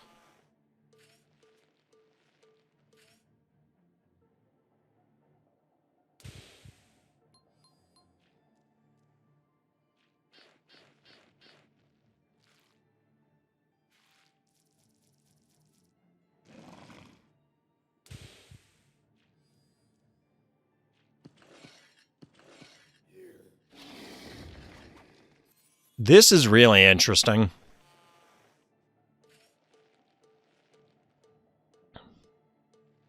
So you do get the flip here into a triple panic point advantage. And then we get high five marching its way over. So obviously you have Jar in position. You can move the Gesundheit. You can Gonzo stuff. And you have Snowball. So there's a variety of ways that Dios can try and punish you here. Let's see which avenues they go with.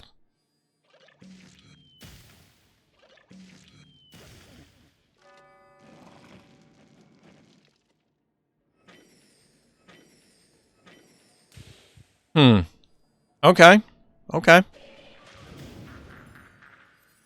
Obviously, we get the flip here. We're going to get a follow-up. Innocuous probably plus whatever kills this and then claims the point. And then we got a high five on the heart. 9 keys remaining for Dios. But this is another interesting, aggressive play. Similar to what we were looking at. I keep calling back to that Alien Engineer game that we looked at and did the video on. For the floor is lava, but this setup by Karst is pretty interesting where this is a lot of pressure that can be put on the heart. That's 1,265 damage. And a Morty. What?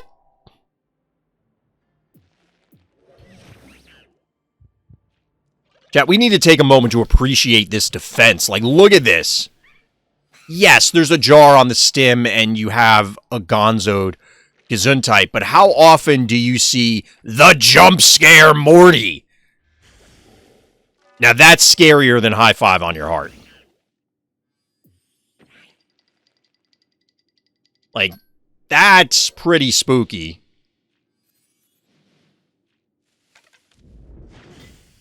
Admittedly, Lord Shinra is going to get an opportunity to respond. You get the takedown here, you get the takedown here. Oh, maybe you don't. Yes, you can. You can still move the Jin Sting in. It's going to get beat up by this. However, Dios is quickly running out of heart health. Because you have 3 more keys, but it's going to be difficult. Like, how do you push the Innocuous at this stage?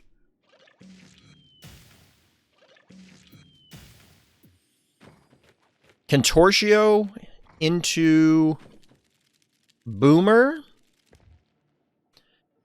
Boomer's fairly tanky. You could use it to just body block the heart. That is an option.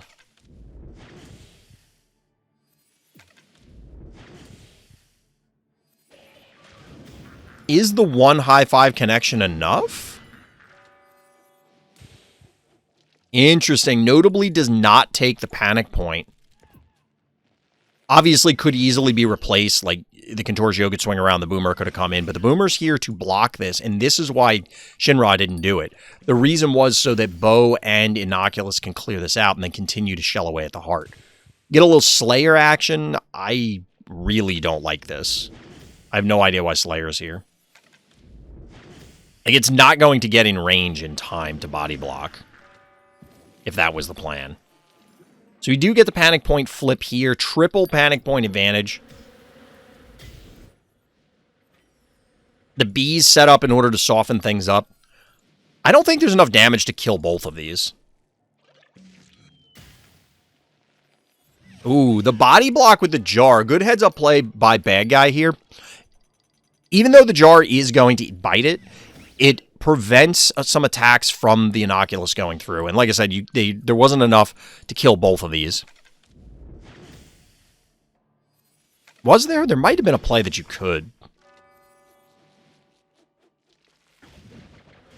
Triple panic point advantage. No more body blocks.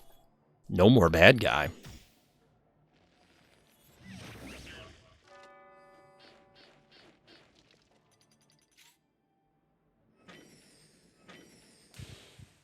Despite the Morty jump scare,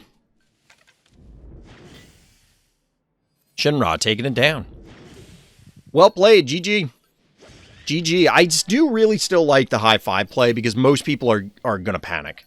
Most people are also not going to necessarily have the resources that Dios had available, like from a key perspective, in order to properly defend it. Because realistically, if you didn't have the Morty, that thing lives to the next turn. if that thing lives to the next turn, you may be able to end up closing the game out much more quickly. Had Slayer been another 1-key, maybe? Yeah, I don't really get the Slayer. Well, I think the Slayer was originally intended to just replace Boomer to block the top. I don't know if Dios has Tickles, but like Tickles would have served a similar purpose. Would have soaked 2 hits at least. I doubt it would have soaked 3 unless Dios has like a super high level Tickles for some reason. But presumably it was just because, oh, this is a super tanky 1-key. I'll send that out there. But yeah, if it was another 1-key, there might have been another play available either as the body block because you can get up there faster or as just getting into other positions faster so that you can actually interact with your opponent. As opposed to Slayer that kind of took forever and then did what? Slap once? Great. GG! GG. All right, chat, there's 2 games in the queue. I guess we'll see how long they are. We might as well do both of them if they're not that long.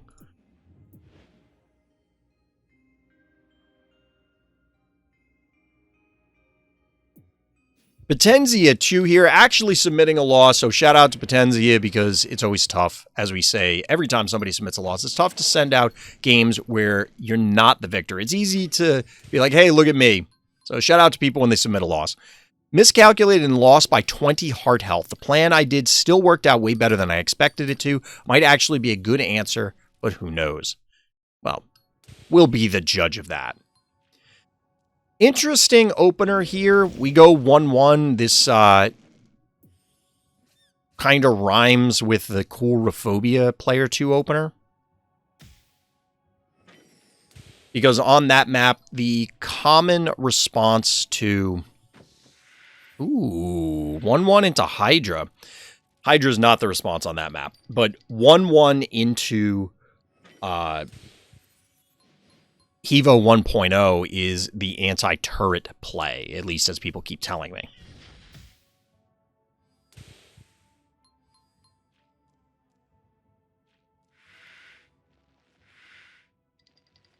Hydra with no fear, naturally. So not healing the cat. Not bothering to heal the cat, just sending it in.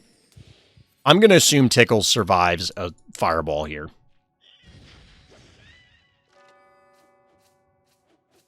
This makes the Murder Wing safe because, of course, can't get the Hydra there fast enough. Erratic as the response, this is kind of expected. Potenzia hasn't really threatened the rest of the board. Banking to 7 instead of following up the Hydra. The 7 is an oopsie baby. Definitely very interesting. Oopsie Baby, of course, protects a good chunk of this board, even from where it is.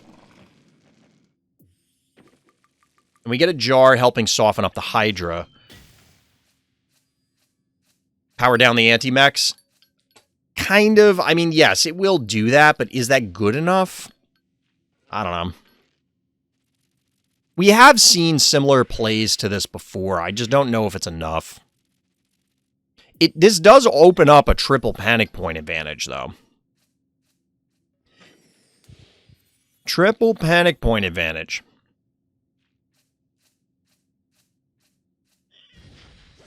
Down goes Tickles. Poor Tickles. It's a rough life. It's tough being Tickles. But don't worry, his cousin is here.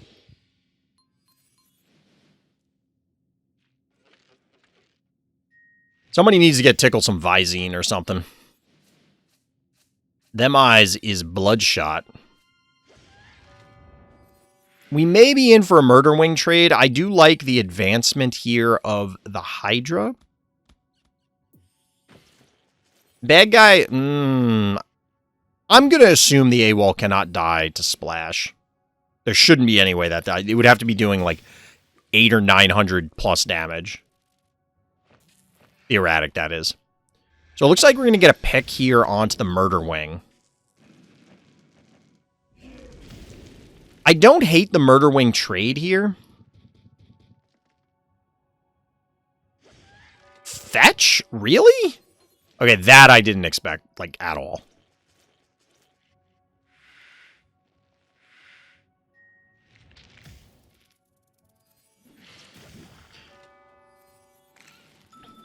That's more work than I've seen an AWOL do in a long time. Like, just cleanly takes down the snowball, requiring another hit in order to remove it. Admittedly, Jar will clean it up, but still. I look away 2 seconds already. There's a fetch. Yeah, the fetch I don't get, but it is a lot of damage. So notably, 27 damage done to this cassowary due to Splash. Not a lot of damage being represented by this erratic at the moment, but remember, melee, you still have to walk this thing up. Potenzi is making this look pretty decent, but what's the follow-up here? Because you do have a pretty narrow window. You do have to deal with that erratic because it's in range now. If it stays in range, because, you know, you don't kill it. I don't love where the cassowary is. Okay, so I don't love the cassowary because the fetch can just kill it. However, what the hell is happening to erratic right now?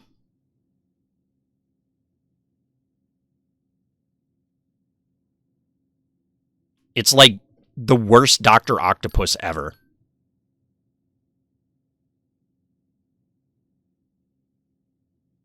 Ow. A painful itch. The Rambolina is something. I mean, splash the whole team, why don't you? So the position here, you can boop it. I think it will move here, but that doesn't really help you in any meaningful capacity. I guess the Rambolina is simply so that, hey, I have another threat here, but you're going to have to move no matter what. So, like, a regular 2-range guy could have worked. All right, hit the heart here. I do like that. But here's where bad things start to happen, and the wheels have come off. This itch. It's like in a weird spot on my back. The wheels have kind of come off here because the Hydra is not long for this world. Rambolina isn't that tanky.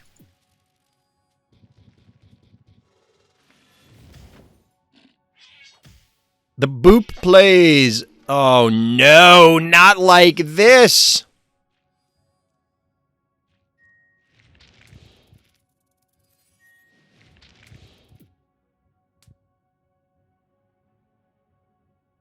That's a hell of a screenshot, chat.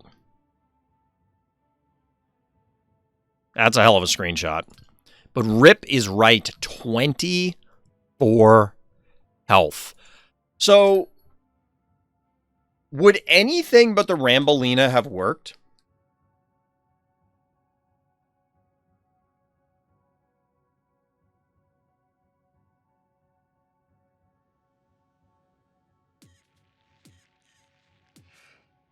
I wasn't paying super close attention to the levels. Because, like, this is a quote-unquote over-leveled Hydra compared to the erratic, but obviously erratic's entire purpose is to annihilate electricals. It was definitely a good effort, and I appreciate the aggro approach. This is a very close one. I think, in my opinion, the issue was the turn that you, like, I guess Oopsie Baby's fine, but maybe instead of Rambo, if you had followed up with something else sooner to threaten more. The fetch was such a weird response, and I don't know why Bad Guy picked that in particular. But I guess I kind of get it, because in a melee fight, since it can boop things away, it probably wins out against Hydra, especially with erratic backup. Yeah, that's a tough one. That's absolutely a tough one. GG, Potenzi. I wonder if that works on level. I feel like we've seen that before. The Hydra into Oopsie Baby. That feels like a DT thing.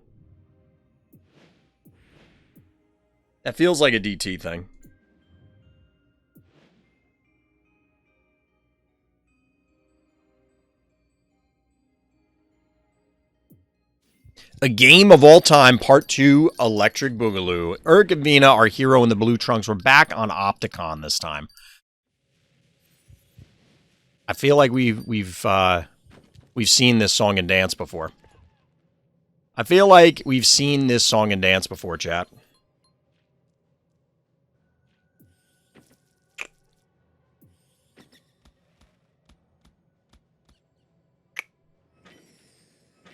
Like I said, you'll have to forgive me so many sips. I need to stay hydrated. Drink your water, kids. It's important. Got a 41 turn game here. This is a good example why I go boomer here. Okay.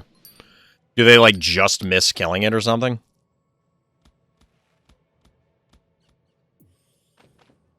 Cap mid early without dying? I guess. The thing is, I don't know that jumping out to a early panic point advantage here matters that much. And can it matter? Sure. Even if they kill it, they end up with cheap shenanigans on the board. It depends, because, like, one of the common openers I've seen from Player 2 on this map is 1-key Hevo. Hevo 1.0. So, like, given your opener, you could then put... Because typically I see, like, a 1-key go here and then a Hevo go here. So then you put Boomer here, they roll up Hevo and they soften it up and, like, they get it eventually. You get a little bit of early control, but the Boomer doesn't... I prefer the ability to have it actually threaten something, whereas I think most of the time you can slide your 1-key around. Like, I guess it's fine. I don't really understand what the foul is doing here, though. Don't ask me. I don't know why foul is here. Okay, well, we're on the same page. I don't understand what sheeping gas is doing either. I guess the assumption here by bad guy is, well, I want to get rid of that stabby. And then now there's a crush more, and, like, I don't know. My head hurts, chat. I don't know. We've had a lot of weird tonight. We've definitely had a lot of weird. Definitely a lot of weird.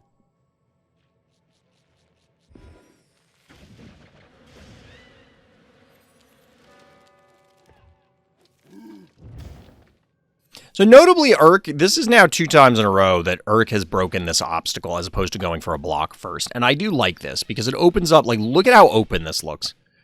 This is very open. And on top of it, what I've tended to do on this map, and in several maps, other maps,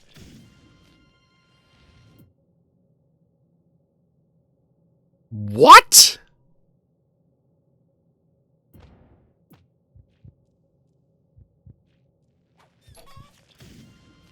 Why?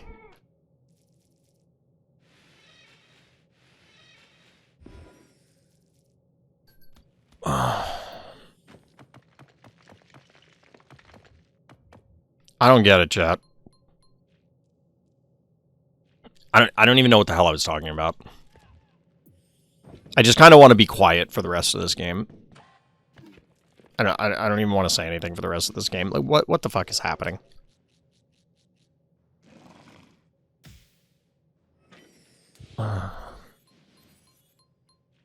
Have we seen everything now, chat? I feel like now we can say we've seen everything.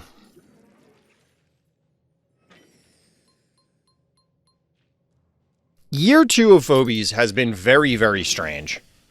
It's been very weird. There's been some weird, weird stuff happening.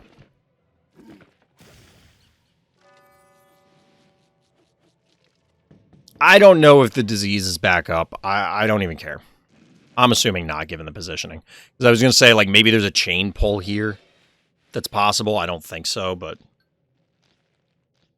yeah, they couldn't have done it anyway, because then the spider and the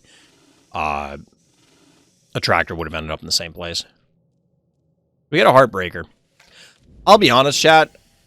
If Akira got deleted from the game and was instead replaced by Heartbreaker as that stress level phobie, I think I'd be way happier.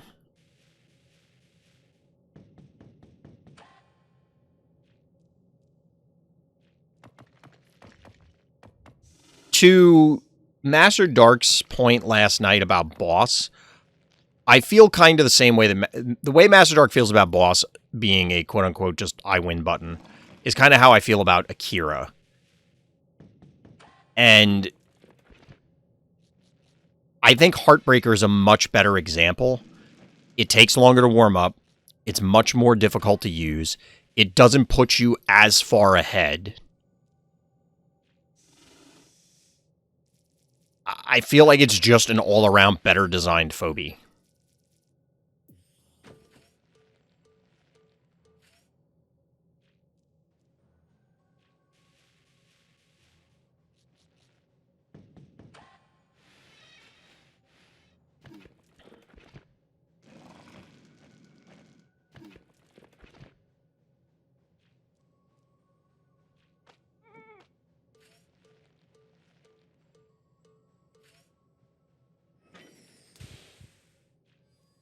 So bad guy's got this Raucous chilling in the back for...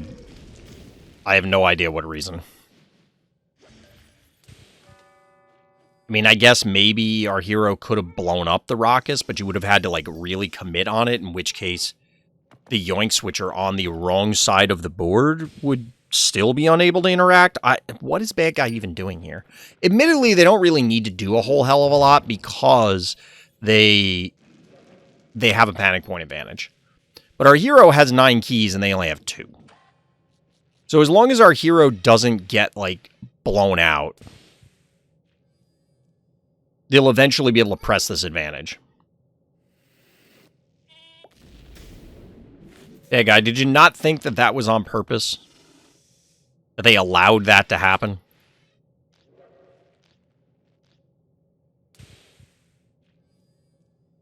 I assume there's a Boolean coming.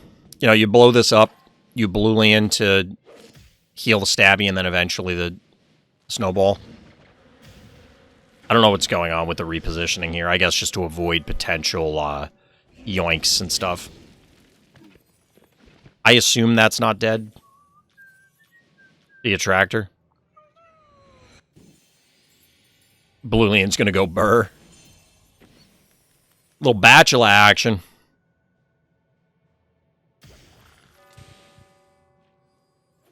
I forgot I didn't go Boolean. Yeah, that was the other game.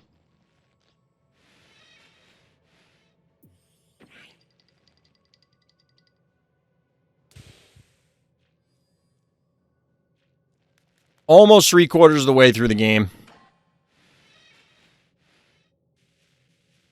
Bad guy slowly bleeding our hero of keys.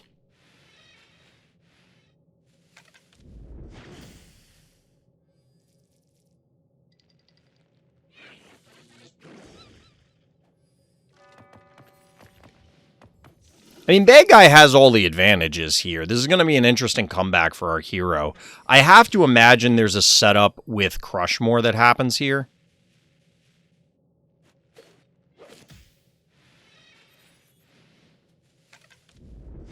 All right, so a quick pick.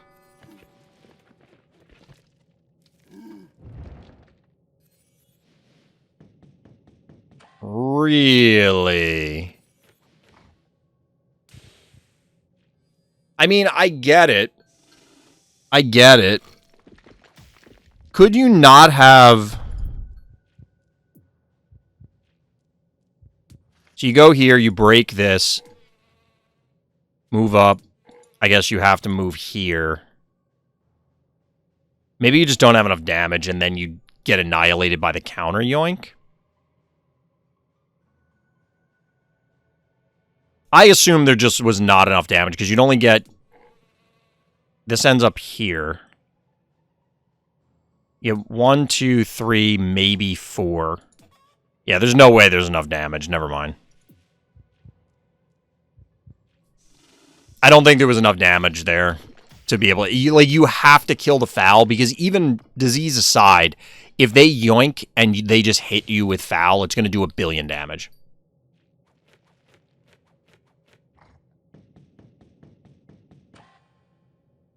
I think it's less about Crushmore having to break and more about everything having to move around it.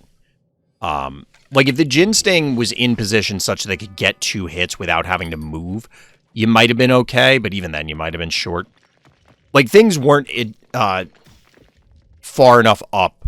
They weren't advanced far enough for you to be able to really leverage it. So I get the block here so that way they can't ruin your day. It's possible bad guy could have been more aggressive throughout this game to try and pressure Urk, but you have a 4-2 panic point advantage in this setup. I get why they didn't do anything. I'm not real clear on why they did that.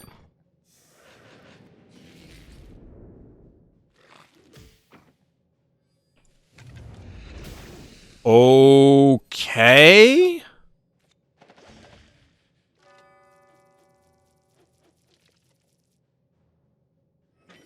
That was really just a Heartbreaker activation on a cowbell.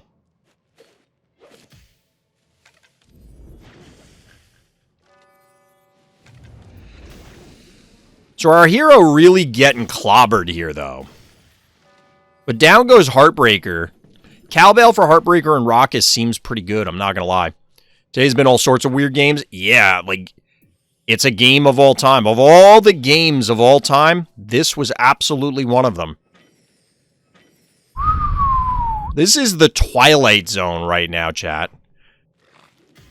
I need to get that theme music playing, because that's what this feels like. Cowbell would annihilate their team 100% necessary. You can't take those sort of chances, Kuro. I agree with you. That cowbell just... it was intimidating.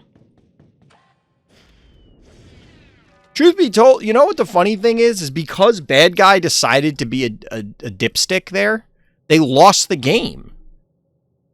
None of that was really necessary.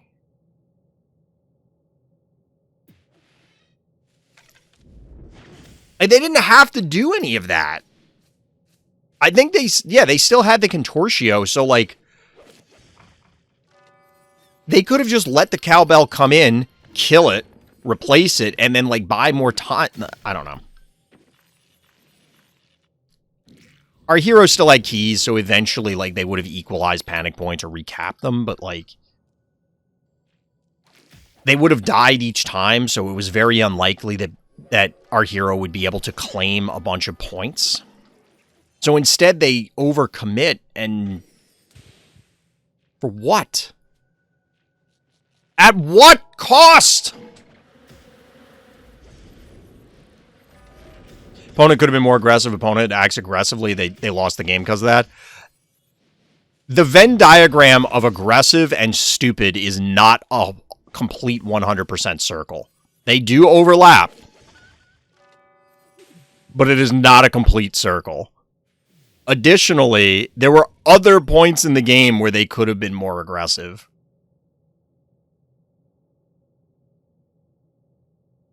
Aggression doesn't equal dumb. It can, but so can being overly passive. Like, there were a lot of ways that they could have done things aggressively on that. In order to close that game out faster, or even more safely, they needed to pressure Urk. But that was not the way to do it. That was not the way to do it. Like, I mean, I played a lot of Heartbreaker games, so I know that feeling where it's just, like, you just want to press the button. Total bell count, there's actually 4 more bells that I could have put on. Well, I take it back. There's 4 baubles, 2 of which are bells. So there's two bells.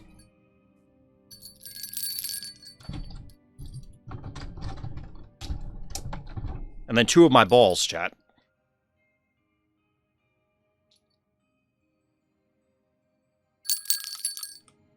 One could say it was heartbreaking. Got him.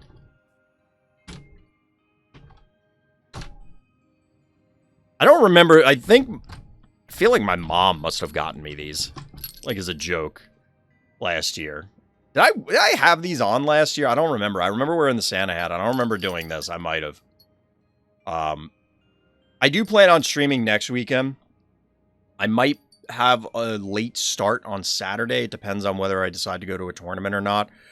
It's kind of far, and I don't know if anyone's going to show up because it's a holiday weekend.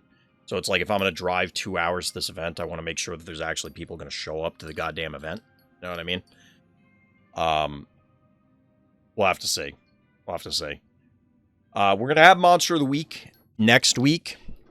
And we're closing out on the year, so I plan on tomorrow, I want to try and record the Phobies year in review thing. I have a rough script in my head. I need to write it up, and then I got to do a bunch of editing, so I need to do it kind of quickly. There's a couple other ones that I wanted to do. I'd like to... So here's the thing. I would like to next weekend do a lot of variety, and then the following weekend do a lot of variety, as compared to doing a lot of Phobies. Like, we could still do the usual Phobies viewer games if people submit a lot, but I kind of want to do some other variety stuff because it's the end of the year. But let me know if you'd be interested in doing that, chat, if you'd like to see that, what games you would like to see. I am officially a content creator for Warpforge. I streamed it a little bit last night. We'll see. I'm going to try it again tomorrow. That's the game plan at the moment. But yeah, we'll see how things go. But that's going to do it for tonight. I definitely need to get some rest. I got to pack away the jingle bells for now. But definitely a lot of fun. We'll be back tomorrow and next week. So as always, everybody, thank you for listening. Thank you for watching. And tune in next time for more Random's Thoughts.